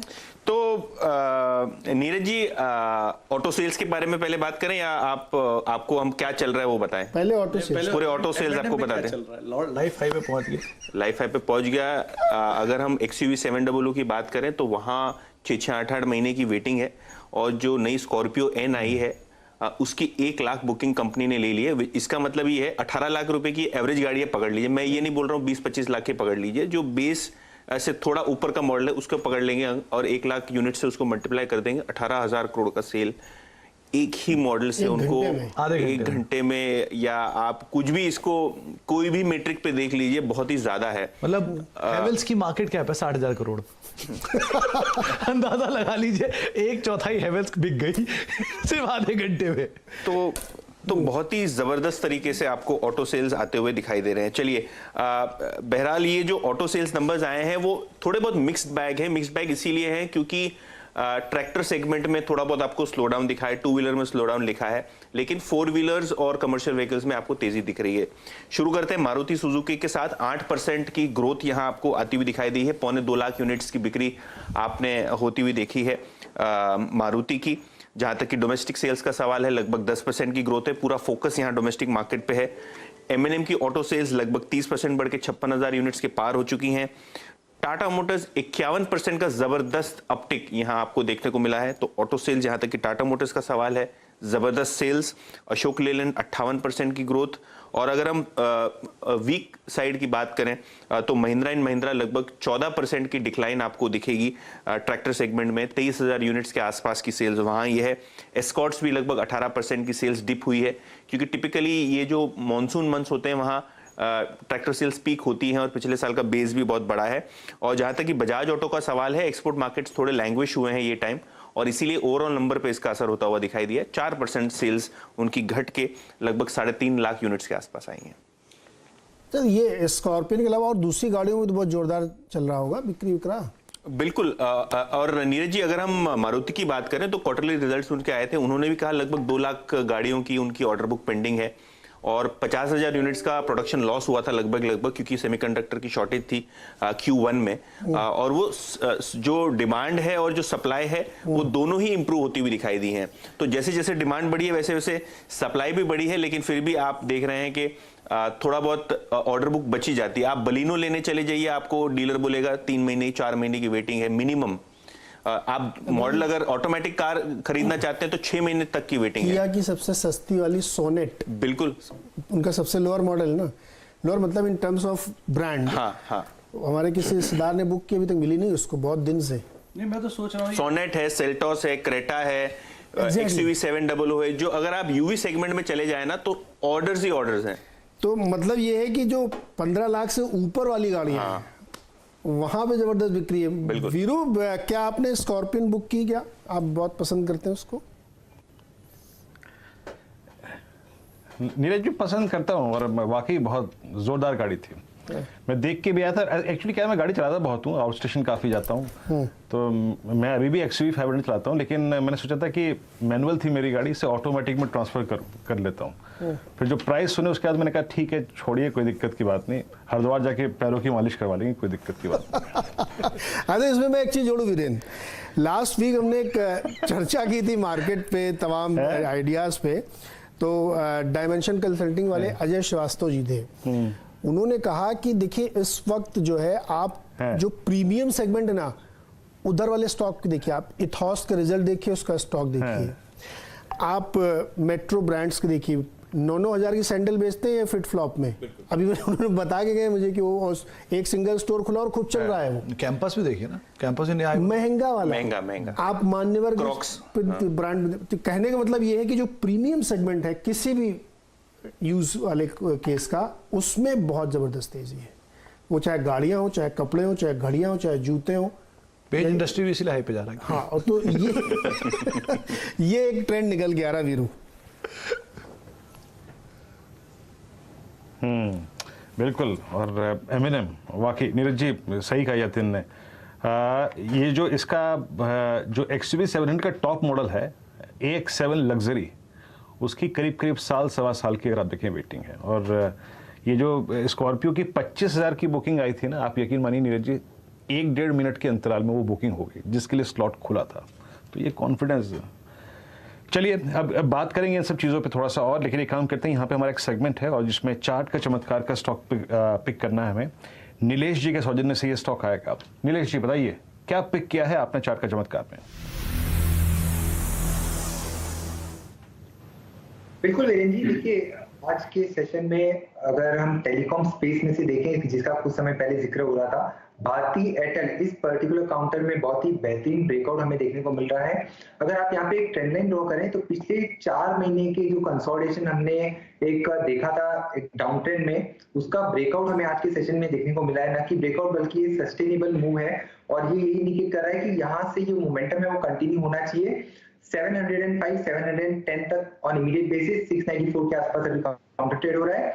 682 का यहाँ पे स्टॉप लॉस रखना होगा और टारगेट 710 के ऊपर निकलने के बाद इसे रिवाइज करके 720 तक भी किया जा सकता है, बट इमीडिएट बेसिस पे 705 से 710 की रेंज तक ये हमें मूव आता हुआ देखने को मिलना चाहिए। चार्ट का चमत्कार आपकी स्क्रीन पर आप देखें, भारती एयरटेल ये चार्ट आपने पिक किया है और डे हाई 694 की ट्रैजेक्टरी में आके ट्रेड करता हुआ अच्छा स्विंग दिया है। यहाँ पर एक काम करते हैं, यहीं पर थोड़ा सा कंप्लीट कर लेते हैं। हमारा दूसरा स्टॉक भी है एफएनओ सुपरस्टार, अमित सेठ जी के सौजन्य से। अमित जी बताइए क्या पिक किया आपने?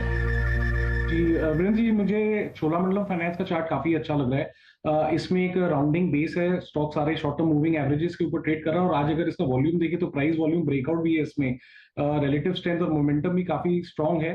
करंटली फ्यूचर्स में ट्रेड कर रहा है 737 पे। बाय की सलाह है, लगभग स्टॉप लॉस रहेगा 725 रुपए का और टारगेट्स इसके रहेंगे 755 से 760 के। हो गया चार्ट का चमत्कार और तमाम स्टॉक्स आपके सामने, कहा आपको क्या करना है। एफएनओ के सुपर स्टॉक्स भी हैं यहाँ पे, लेकिन अब बातचीत थोड़ा सा फंडामेंटली मार्केट को समझे। हमारे साथ बातचीत करने के लिए हैं हेलियोस इंडिया के सीईओ दिनशाह ईरानी साहब। दिनशाह सर, बहुत बहुत स्वागत है आपका CNBC आवाज़ पर। और जुलाई का महीना बड़ा खास रहा मार्केट के लिए, बड़ी शानदार रैली और FIIs का भी मूड चेंज हुआ ऐसा लग रहा है हम लोगों को। आप लोग कैसे अप्रोच कर रहे हैं इस वक्त मार्केट को? धन्यवाद आपके शो पे आमंत्रित करने के लिए नीरज जी। हम तो एक्चुअली जून में ही हम लोग बुलिश हो गए थे मार्केट में। इनफैक्ट आपके ही चैनल पे आके हमने बोला था कि हमारे पास जो कैश था, जो एक पॉइंट में 25% था, वो भी 8-9% रह गया है और आज की तारीख में तो कैश ही नहीं है, हम फुली इन्वेस्टेड हैं। तो हमें तो यही लगा था कि जो आपके लो दिखे आपको जून में, वो शायद वापस मुश्किल से दिखेंगे हमें। शायद कुछ अगर दुनिया के साथ कुछ खराब हो जाए तो शायद ऐसे लो दिखेंगे, नहीं तो अदरवाइज दिखेंगे नहीं। यहाँ से हमें ये ही लगता है कि बाजार थोड़ा एक फंडामेंटल रूप में आ गया, जहाँ पे आपको एक स्टेडी ग्रोथ दिखा सकता है। उतार चढ़ाव तो रहते ही है बाजार में, लेकिन साइड जो ट्रेंड है वो अपसाइड का ही दिखेगा। बहरहाल जैसे आपने कहा कि ऑलमोस्ट 10% चल गया जुलाई में, तो मे भी एक ब्रीदर लेगा थोड़ी देर और फिर वापस चालू होगा, उसकी थम के थोड़ा चालू होगा। लेकिन हमें तो लग रहा है कि अभी बल्क में जहर निकल आया है और अभी आगे चल के आपको अच्छा ही दिखना चाहिए मार्केट।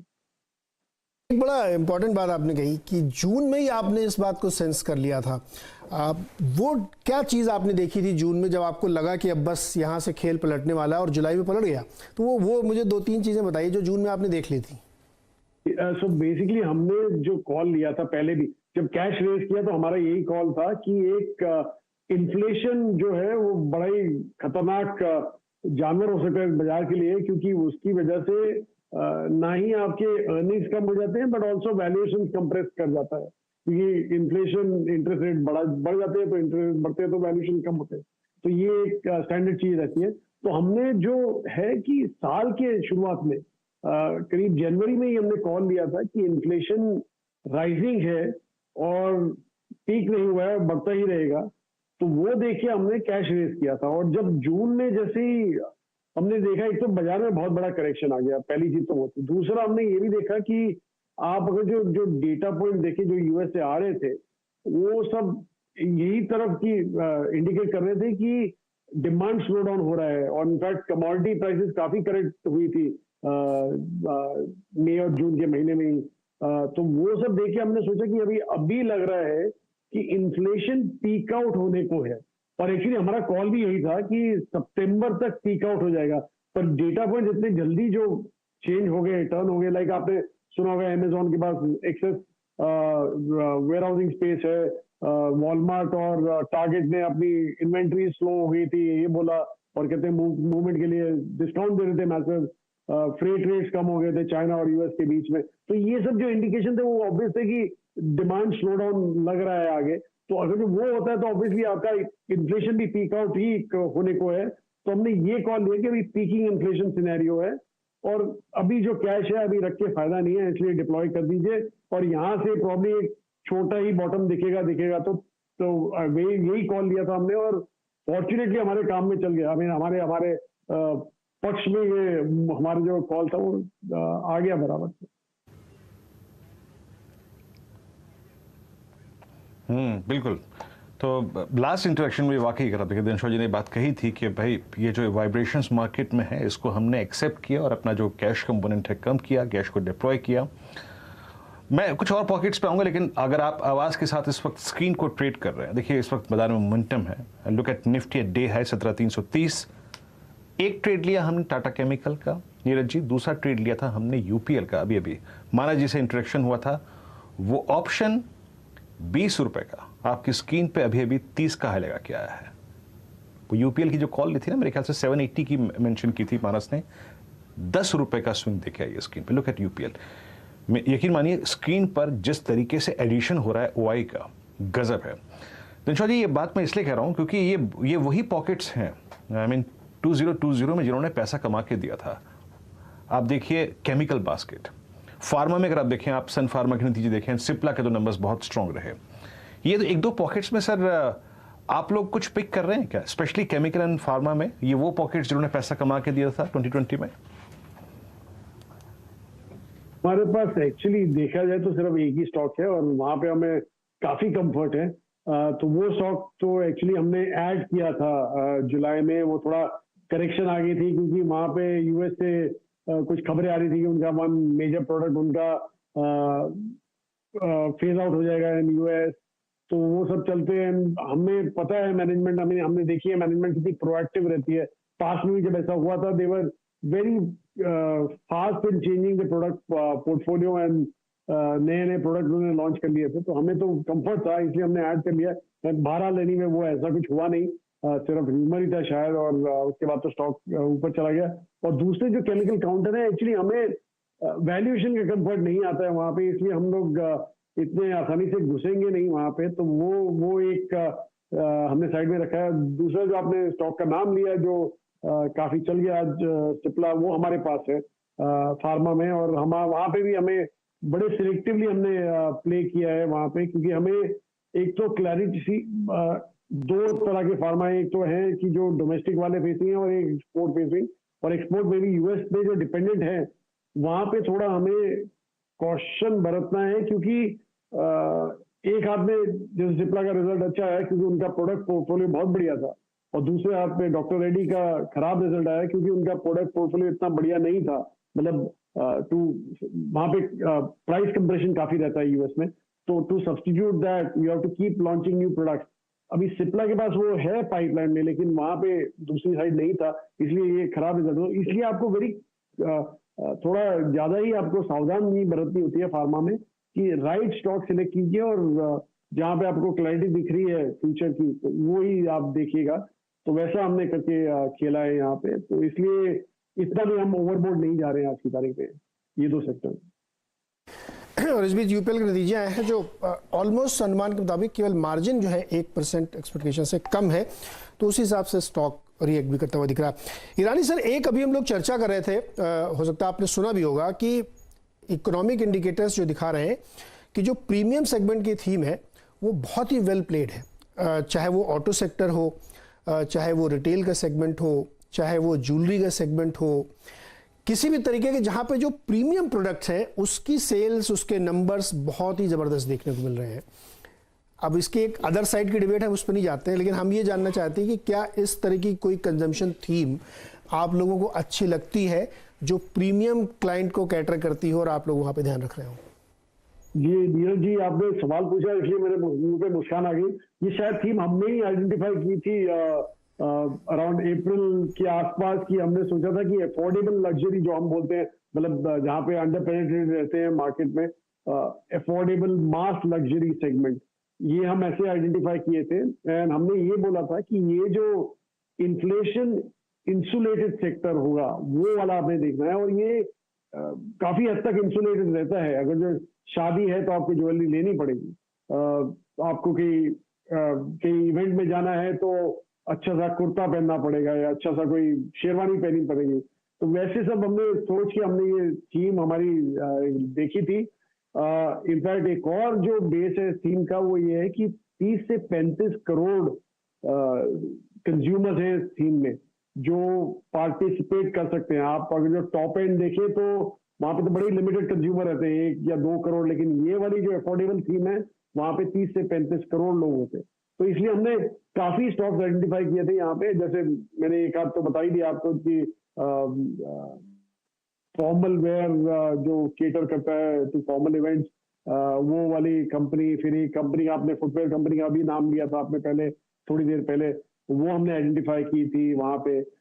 फिर होटल्स में भी द सेकंड टियर होटल हमने आइडेंटिफाई किए थे कि जब एक बार खुलेंगे तो यहाँ पे शायद ज्यादा तेजी दिख सकती है। तो वैसे सब करके हमने ये थीम निकाली थी और हमें तो बहुत कंफर्ट है यहाँ पे। हमें तो लग रहा है कि ये अभी चालू हुई है, बिकॉज आप देखिए कि अगर जो इन्फ्लेशन यही रेंज में रहा और थोड़ा कम होना चालू किया तो यहाँ पे क्या होता है कि जो अर्निंग पावर होता है वो भी बढ़ जाता है और आपका शेयर ऑफ वॉलेट जो होता है फॉर डिस्क्रिशनरी स्पेंड वो भी बढ़ने लगता है थोड़ा।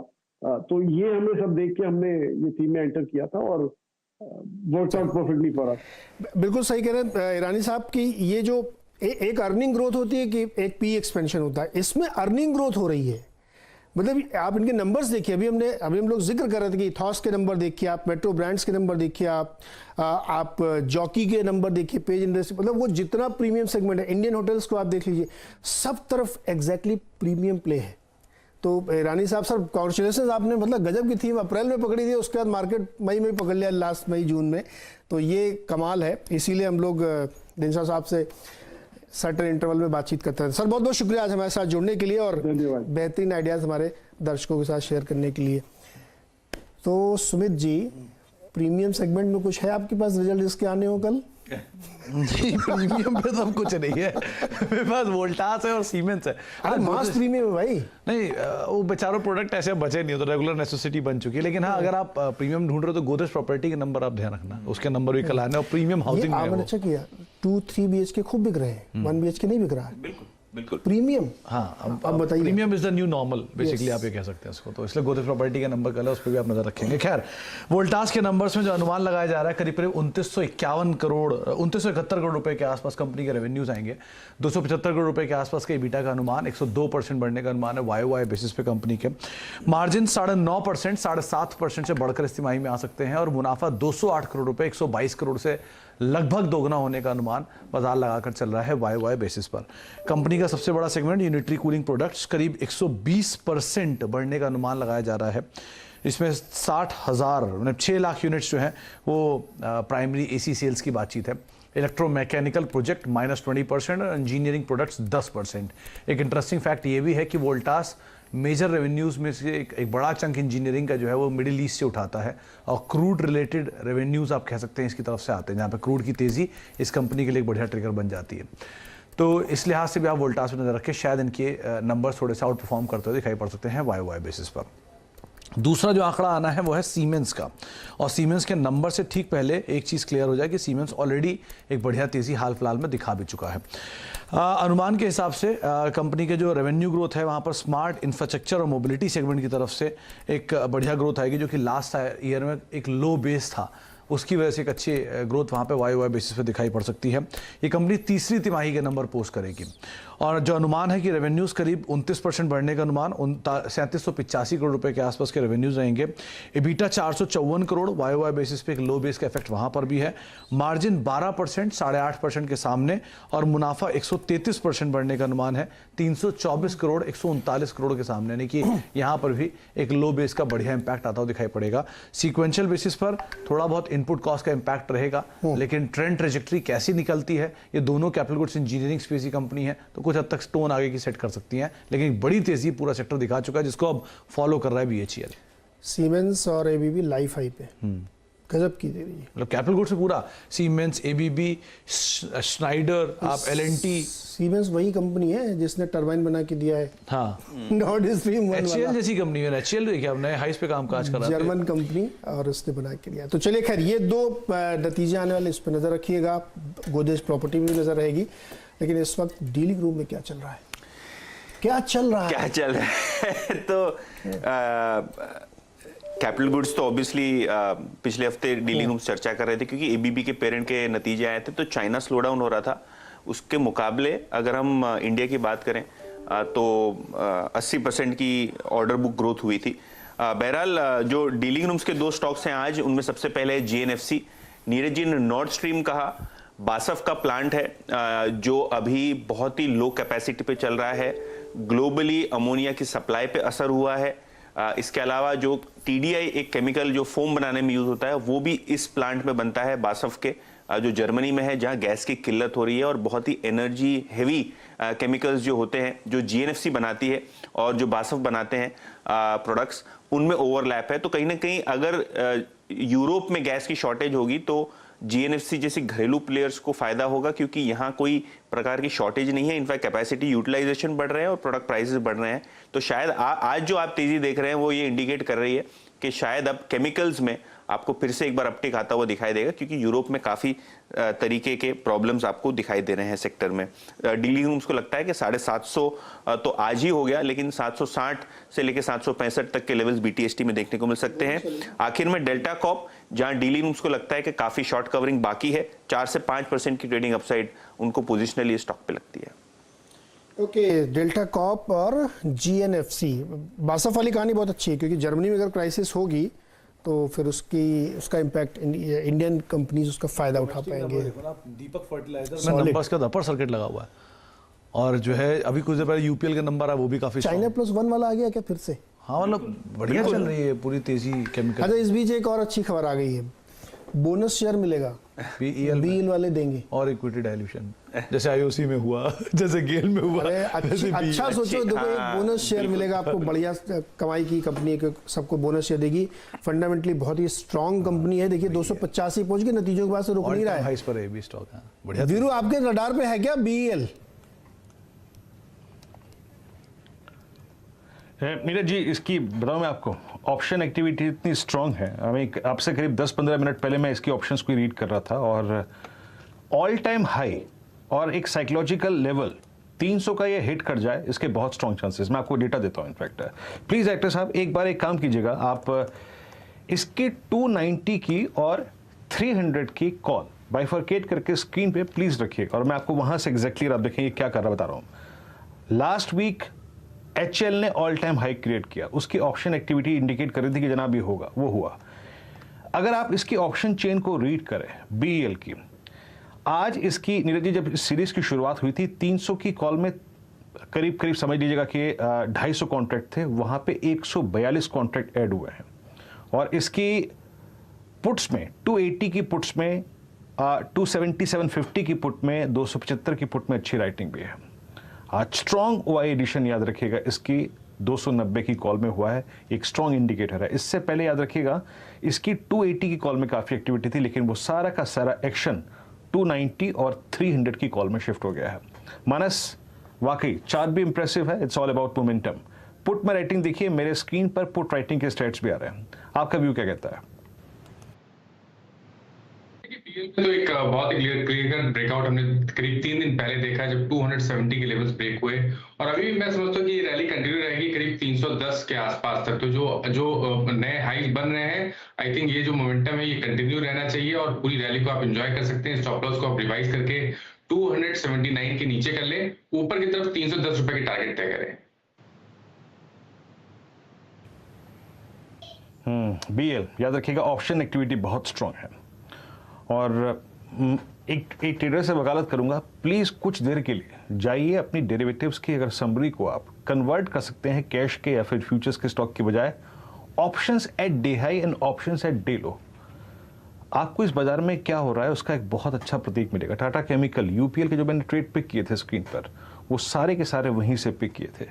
मैंने स्क्रीन पे देखा भी नहीं कि यूपीएल के नंबर कैसे आए कैसे नहीं आए, लेकिन ऑप्शन ऑफ एक्टिविटीज़ बाजार में इतनी अच्छी है कि पूछे मत।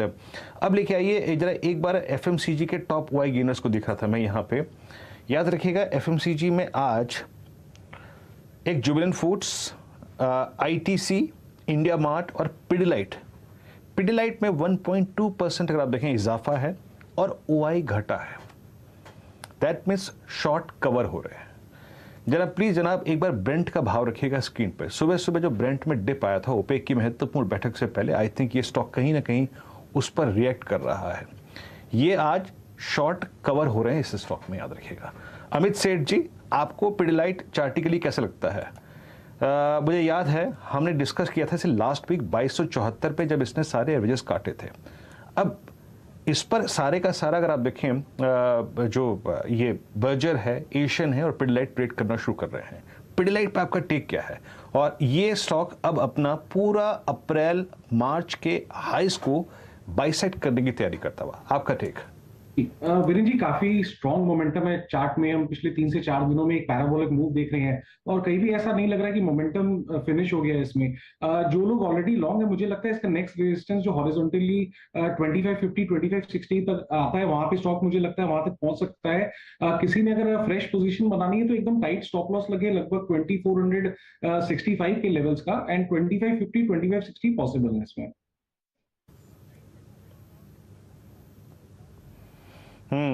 तो अच्छा मूव, और जितने भी ट्रेड्स लिए आपने अगर आप देखें अच्छे चले ऑप्शन ट्रेड में। पिडिलाइट अगर आप देखें, राय है आपको पोजिशनल पर्सपेक्टिव से यहाँ पर। खैर अब एक काम करते हैं हम, देखिए निफ्टी ने क्या लेवल छू लिया आज। निफ्टी का इंट्राडे, अभी जब नीरज जी इंटरेक्शन में थे सुमित और यतिन के साथ, आज का इंट्राडे हाई लगा लगभग 17,356।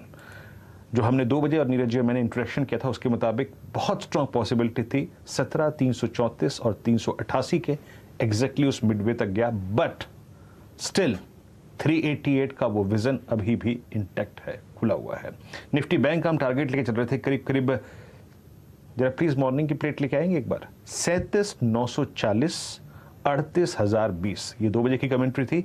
प्लीज निफ्टी बैंक का एक बार इंट्राडे चार्ट लेके आइएगा। अगर आप निफ्टी बैंक का आज का इंट्राडे हाई देखें तो वो एग्जैक्टली था 37,940।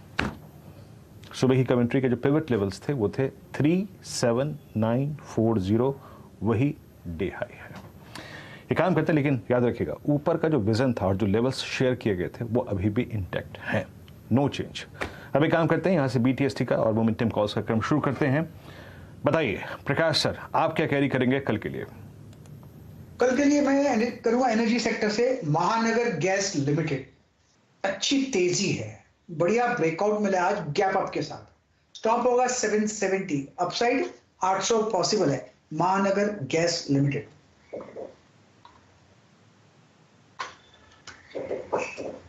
आप 780 पे पिक करेंगे। Okay, that's good. हमें 3.5% ऊपर और अच्छा मूव दिया इस स्टॉक ने। सुबह जो तेजी की थी वो डे हाई तक, डे क्लोज तक ऑलमोस्ट कायम रही। अमित जी, आप क्या ट्रेड पिक करेंगे? वीरेन जी, मुझे टाटा पावर का चार्ट काफी अच्छा लग रहा है। टाटा पावर ने एक पुल बैक दिया और 200 डे मूविंग एवरेज पे सपोर्ट लिया और आज इसने अपने सारे शॉर्ट टर्म मूविंग एवरेजेस भी क्रॉस कर लिए। मोमेंटम इंडिकेटर जो इसका RSI है वेल प्लेस्ड है। फ्यूचर्स में ये प्रीमियम पे ट्रेड कर रहा है 231 रुपीज 40 पैसे पे। बाय की सलाह है, लगभग 236 237 के टारगेट्स रहेंगे और स्टॉप लॉस इसका रखूंगा 228 रुपीज का। 28 के आसपास का स्टॉप लॉस और टाटा पावर यहाँ पे पसंद आ रहा है अमित को। मानस, कल के लिए क्या कॉल है आपकी? नीरज जी, चंबल फर्टिलाइजर में खरीदारी करने की राय रहेगी। देखिए करीब 5 दिनों के कंसोलिडेशन के बाद finally 50 day moving average stock ने ब्रीच किया है। आई थिंक यहाँ से आपको 352 तक के भाव देखने को मिल सकते हैं। तो चंबल फर्टिलाइजर में खरीदारी करनी है। 327 के स्टॉप लॉस से 352 रुपए के टारगेट सेट करिए और कॉल ऑप्शन में 350 का कॉल ऑप्शन लीजिए। 14 रुपए का ट्रेड हो रहा है, 10 रुपए का स्टॉप लॉस रखिए और करीब 25 रुपए के टारगेट तय करिए। पावर के साथ साथ अब चंबल फर्टिलाइजर 335 पे इस वक्त ट्रेड कर रहे, 335.90 पर इसमें खरीदारी की सलाह है मानस की। राजेश, आपकी क्या है, BT या STBT क्या है? नीरज जी, देखिए BTST ही करूंगा मैं। अल्ट्राटेक सीमेंट को बाय करने की रिकमेंडेशन दे रहा हूँ 6,600 के ऊपर। यहाँ पे और शॉर्ट स्क्वीज होगा। इसका टारगेट बनता है कम से कम 6,800 का। तो करंट लेवल से कम 150 पौने 200 रुपए की और तेजी बनेगी। तो buy UltraTech with stop loss of 6575 6575 का स्टॉप लॉस और 6800 प्लस का टारगेट अल्ट्राटेक। 800 प्लस का टारगेट यानी करंट प्राइस से 150 रुपए ऊपर का लक्ष्य यहां से बनता हुआ दिख रहा है। अच्छा, दो स्टॉक जिनकी हम लोग इतनी प्रीमियम की चर्चा कर रहे थे, मानस, मेट्रो ब्रांड्स का टारगेट क्या है आपका? चार्ट पे कुछ बन रहा है पैटर्न इसमें क्या? देखिए, मेट्रो ब्रांड की बात करिए तो अभी ऑलरेडी हमने ब्रेकआउट देख लिया है। अब मेरे ख्याल से जो 660 का एक हर्डल था वो ब्रीच हुआ है, तो बहुत लंबे टारगेट देना मुश्किल है क्योंकि चार्ज बहुत ज्यादा नहीं है, लेकिन एक ट्रेडिंग के तौर पे अगर एक कॉल लेना होगा तो 770 का नया टारगेट होना चाहिए। तो 40 रुपए का मूव आपको करंट लेवल से और देखने को मिल सकता है।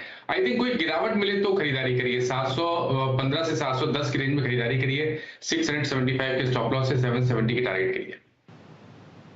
मानस, एक स्टॉक जो नतीजों के बाद बड़ा रिएक्शन दे सकता था लेकिन उसने नहीं दिया, रेजिलियंस है, इंडियन ऑयल कॉरपोरेशन में 2-2.5% मात्र गिरा, जबकि नतीजे बहुत कमज़ोर थे और अभी भी ऐसी कोई परिस्थितियां नहीं दिख रही जिससे आगे कोई बहुत रिवाइवल हो जाए, लेकिन ये स्टॉक गिरा नहीं। तो क्या यहाँ पे ऊपर जाने की संकेत मिल रहे हैं आपको चार्ट पे, या इस ठहराव के बाद फिर गिरेगा?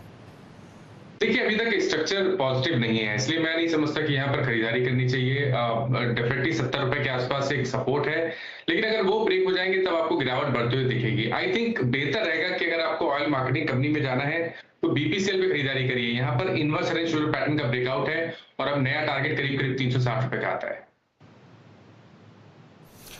ओके, चंबल फर्टिलाइजर में बता ही रहे थे मानस, और यहाँ पे अच्छे खासे लॉन्ग बिल्डअप होते हुए दिख रहे हैं। बॉश में भी लॉन्ग बिल्ड होते हुए दिख रहे हैं। वोल्टास में कंटिन्यू है शॉर्ट नतीजों से पहले, आईसी में भी शॉर्ट है, और इसी तरीके से सिंजीन। अच्छा, सिंजीन एक बार, प्रकाश गावा सर, सिंजीन को देखिए जरा एक बार, लॉन्ग बन रहे हैं यहाँ पे। सिंजीन का चार्ट मुझे लगता है कि यहाँ पर शायद बेस बन रहा है, लेकिन कंफर्मेशन मिलेगा जब सिंजीन 580-85 पार कर लेगा, फिर एक आपको फ्रेश अप मिलेगा कि जो करीब 620 तक जा सकता है। आई थिंक कंफर्मेशन की जरूरत है, कंफर्मेशन की जरूरत है। एक स्टॉक और नतीजों वाला था जिसके नतीजे बेटर दिख रहे थे लेकिन प्रदर्शन वैसा नहीं था, क्रेडिट एक्सेस ग्रामीण। गावा सर, क्रेडिट एक्सेस ग्रामीण, क्रेडिट एक्सेस ग्रामीण मैं चार्ट निकाल देता हूं, इसका 1030 का लक्ष्य है। स्टॉक 2% नीचे है, वॉल्यूम ठीक ठाक है इसमें, लेकिन स्टॉक नीचे चला गया है। कंसोलिडेशन मोड पर है, ट्रेंड मिसिंग है, प्रीवियस ट्रेंड अप है, हायर टाइम फ्रेम 1100 पार कर लेगा तो फिर एक फ्रेश अप मिलेगा, लेकिन जब तक ये 1100 पार नहीं करता तब तक शायद ये साइडवेज चलता रहे। तो मेरे ख्याल से 1080 1100 पार करने की जरूरत है क्रेडिट एक्सेस में।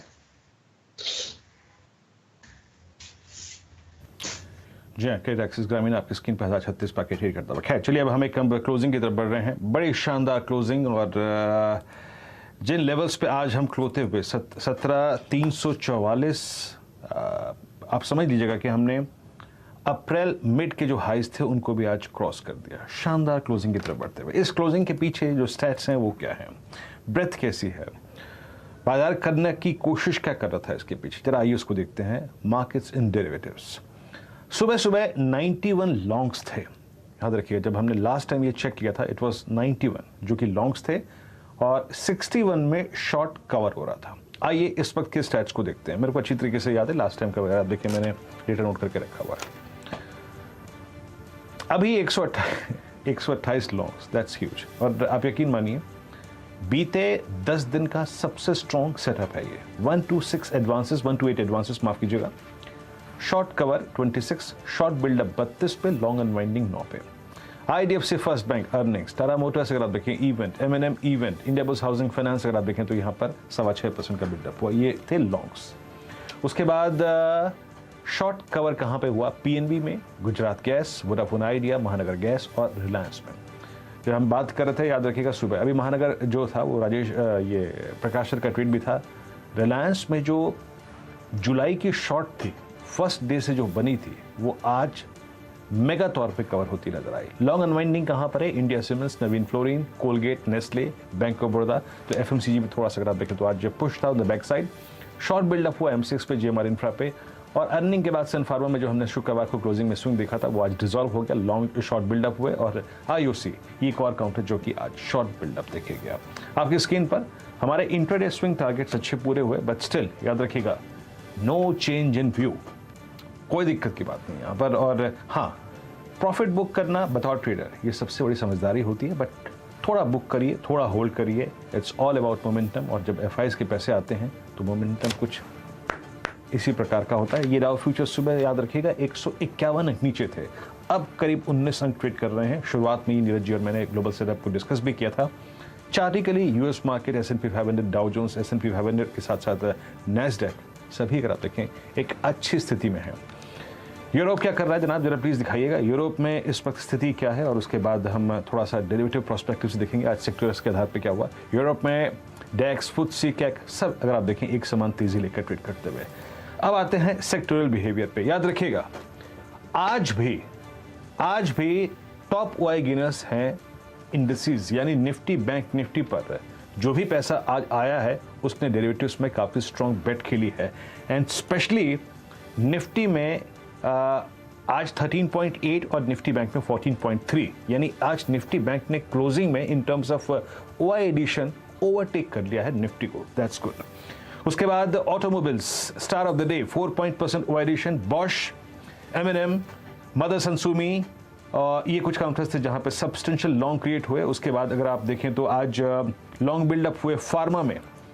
ये जिक्र अगर आप देखें, मैं आपको सुबह आज मॉर्निंग स्ट्रेटेजी में कह रहा था कि मार्केट कुछ डिफरेंट लोकेट करने की कोशिश कर रहा है जहां रिवॉर्ड ज़्यादा अच्छा है। फार्मा इंडेक्स ने शुक्रवार को क्लोज दिया था अबव 100-डे exponential moving average post May, और आप देखिए अबाउट इंडिया और अपोलो हॉस्पिटल्स और विंडो फार्मा, सिप्ला, इन सभी काउंटर्स में आज सब्सटेंशियल लॉन्ग, और संजन में याद रखिएगा आज प्राइस एक्शन बहुत स्ट्रांग नहीं है, but still in terms of OI addition 12.2% का एडिशन है। मानस एक बार जरा संजन का चार्ट चेक दीजिएगा, क्या कहेंगे आप इस स्टॉक पर? थोड़ा सा प्रीएम्प्ट कर रहा हूं मैं, प्लीज जरा एक बार इस चार्ट को लेके आइएगा। एक सेकेंड, ये ट्रेड करता हुआ करीब 575 पर अबव 200 डे, बट सही मायने में 20 डे परसिस्ट करता है इसका 578 पे, जो कि आज का डे हाई भी है। मानस देखिए, मैं अभी भी इंतजार करूंगा 582 के ऊपर स्टॉक निकलेगा, 582 के ऊपर निकलेगा तभी खरीदारी करेंगे। हालांकि अगर किसी के पास लॉन्ग पोजीशन है तो आप बने रहिए 565 के स्टॉप लॉस के साथ। ओके, अभी आप वेट करेंगे, आप प्रीएम्प्ट नहीं करना चाहेंगे, लेकिन हाँ ओआई के दृष्टिकोण से अगर आप देखें तो यहाँ पर काफी अच्छा वेरिएशन हुआ। फार्मा हो गया, ऑटो हो गया, इंडेक्स हो गया। इसके बाद जिस सेक्टर ने अपनी प्रेजेंस फील कराई डेरिवेटिव्स की शीट में वो था केमिकल बास्केट। जी हाँ, यूपीएल के नंबर्स अच्छे थे। उसके बाद अगर आप देखें तो आज रेन इंडस्ट्रीज में 4.6%, टाटा केमिकल में 3.6%, यूपीएल में करीब 2.6%, चंबल में 12.7%, आरती इंडस्ट्रीज में 6.5%, अतुल में 0.7% और दीपक नाइट्राइट में 1.9% ओआई एडिशन। तो केमिकल बास्केट आज सुपर वाइब्रेंट, और सुमित के कमेंट्स आपने सुने थे। साथ ही साथ उसके बाद कैपिटल गुड्स, यहाँ पे कुछ नंबर्स का जिक्र भी हुआ, लेकिन एस्ट्रल टॉप ओआई गेनर 5.9%, उसके बाद Crompton 4%, BEL 2.25% at all time high, BHEL capital goods space में 2.1% और एबीबी आज 3.1% और सिमेंस में भी करीब 3.5% का। तो chemical, capital goods, banks, pharma और इंडस्ट्रीज आज सबसे अच्छा ओआई कैरी करके ले जाते हुए। और एक और स्टॉक जो कि आज इस बाजार की कुछ हद तक रीढ़ था और वो था आईटीसी, टिका रहा। याद रखिएगा आईटीसी का ये क्लोज पोस्ट जून 2019 अब तक का सबसे हाईएस्ट लेवल जहां पे जाके क्लोज होता हुआ। नीरज जी के लिए आज सेलिब्रेट करने के लिए और कुछ पकवान और मिष्ठान बांटने का एक विषय है। नीरज जी, आईटीसी एट 309.65 इन फ्यूचर्स।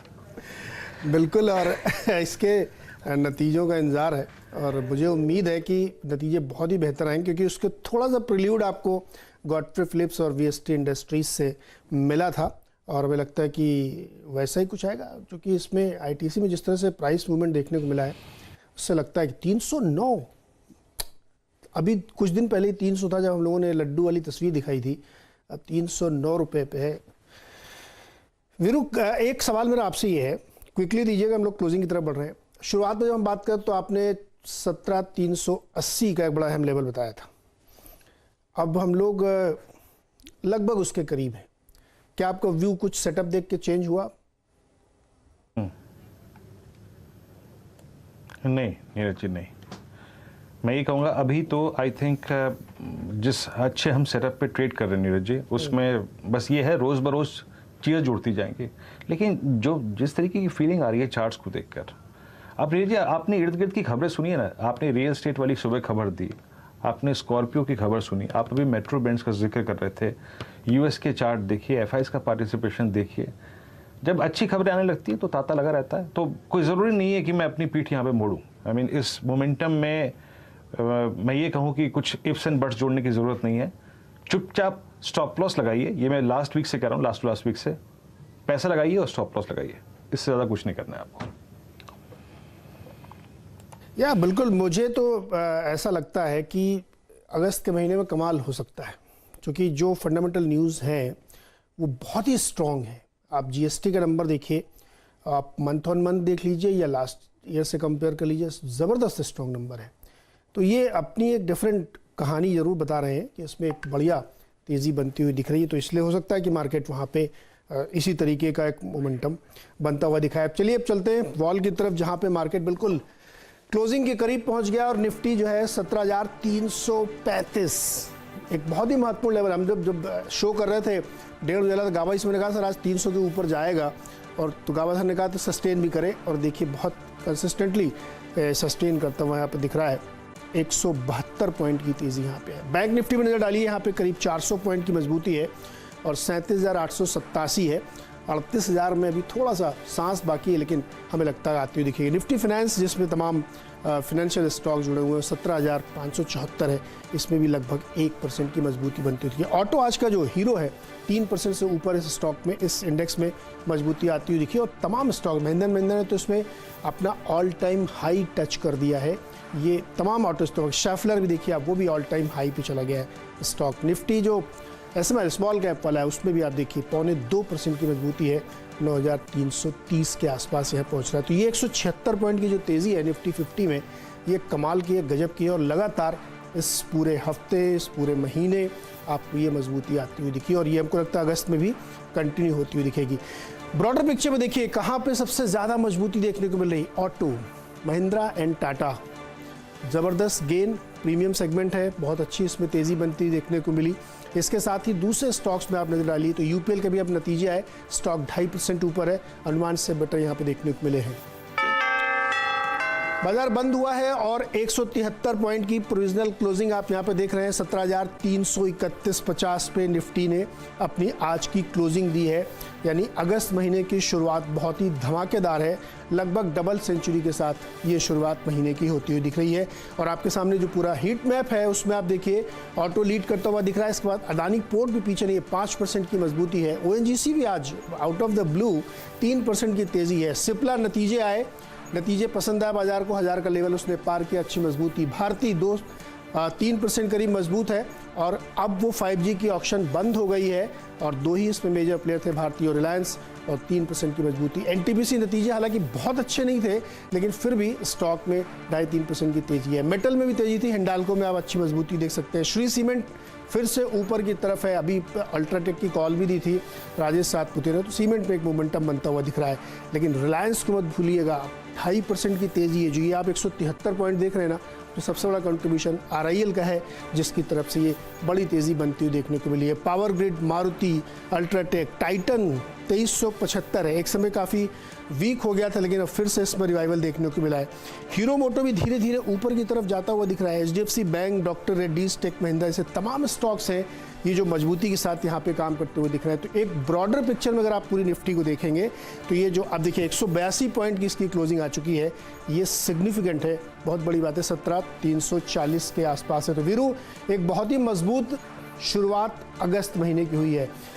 एफएनओ दुनिया का क्या हाल चाल है? जी बिल्कुल नीरज जी, कल से ज़रूर आइएगा क्लोजिंग। आशीष से बात करूंगा अभी कुछ देर। अगर ऐसा आप बिहेवियर है मंडली का, तो इस मोमेंटम को खेलेंगे, है ना, कल से क्लोजिंग में भी। खैर, मैं आपको बताता हूँ कि आप लोगों ने आज जो टीम पिक की थी उसका रुझान कैसा रहा। नीरज जी और आशीष की टीम में जो कॉम्बिनेशंस थे आज की इस तेज़ी को खेलने के लिए, वो क्या थे और किन स्टॉक्स ने बेस्ट बिहेवियर दिखाया। ये टीम आपकी स्क्रीन पे आएगी और आशीष की टीम में अगर आप देखें जिन स्टॉक्स ने अच्छा किया उसमें नज़ारा टेक गजब का मूव था स्टॉक में। देखिए आज खबर थी, खबर का इम्पैक्ट था और साथ ही साथ 20% ऊपर इंटरनेशनल पेपर अगर आप देखें, देखिए जेके पेपर के नंबर्स बहुत शानदार थे। पेपर सेगमेंट पहले भी अच्छा कर रहा था और आई थिंक वो कॉन्फिडेंस जेके नंबर्स को देख के बाद और बढ़ गया। इंटरनेशनल पेपर आशीष ने दिया और गॉडफ्रे फिलिप्स अगर आप देखें 4% ऊपर। Just wait for ITC, exactly ITC क्या करता है, लेकिन आईटीसी के लिए सारे डिवीजन याद रखेगा, चाहे वो पेपर हो, चाहे वो सिगरेट हो, चाहे होटल हो, कहते हैं ना ऑल सिलिंडर्स फायरिंग, वो है कुछ। लेकिन मैं यहाँ गॉडफ्रे फिलिप का जिक्र कर रहा था। नीरज जी की टीम में आज आपकी स्क्रीन पे मेट्रो ब्रांड्स 14%, पतंजलि पेपर्स लगभग 9.5%, आईओसी शॉर्ट कॉल थी और इसने अगर आप देखें बखूबी किया काम। और हिंडाल्को मेटल्स में अगर आप देखें आज नीरज जी ने बैट भी किया था पूरे सेक्टर पे और 2% का स्विंग देके गया यहाँ पर हिंडाल्को। तो दिन बेहद शानदार था और अगस्त की सीरीज़ का पहला दिन भी अच्छा था और अगस्त की सीरीज़ का पहला दिन भी बाजार के लिए बहुत अच्छा रहा। And I think let's see Neeraj ji, कल सुबह इंस्टीट्यूशनल फिगर्स क्या आते हैं और फूफा का नंबर क्या आता है, लेकिन इस रुझान को, इस प्राइस को देख के लग रहा है कि वो अच्छा ही होगा। बिल्कुल वीरेंद्र, मुझे लगता है कि अगस्त का महीना कुछ कमाल करेगा। अब हम लोग थोड़ा इंतजार करेंगे अब अगस्त के पूरे महीने की सीरीज़ को, लेकिन मुझे ऐसा लगता है कि जो फंडामेंटल न्यूज़ आ रही हैं उससे ऐसा लगता है कि एक बड़ा कमाल होने की तरफ बढ़ रहा है बाजार। तो चलिए इसी के साथ वीरेंद्र और मुझे इजाज़त दीजिए, लेकिन आप कहीं जाइएगा मत। इसके बाद कमोडिटीज़ की तमाम खबरें, तमाम अपडेट कि उस दुनिया में क्या चल रहा है, क्योंकि क्रूड ऑयल का एक मोमेंटम देखना पड़ेगा 3 तारीख को ओपेक की बैठक। ये सब कुछ होगा आपके साथ छोटे से ब्रेक के बाद दीपाली के साथ।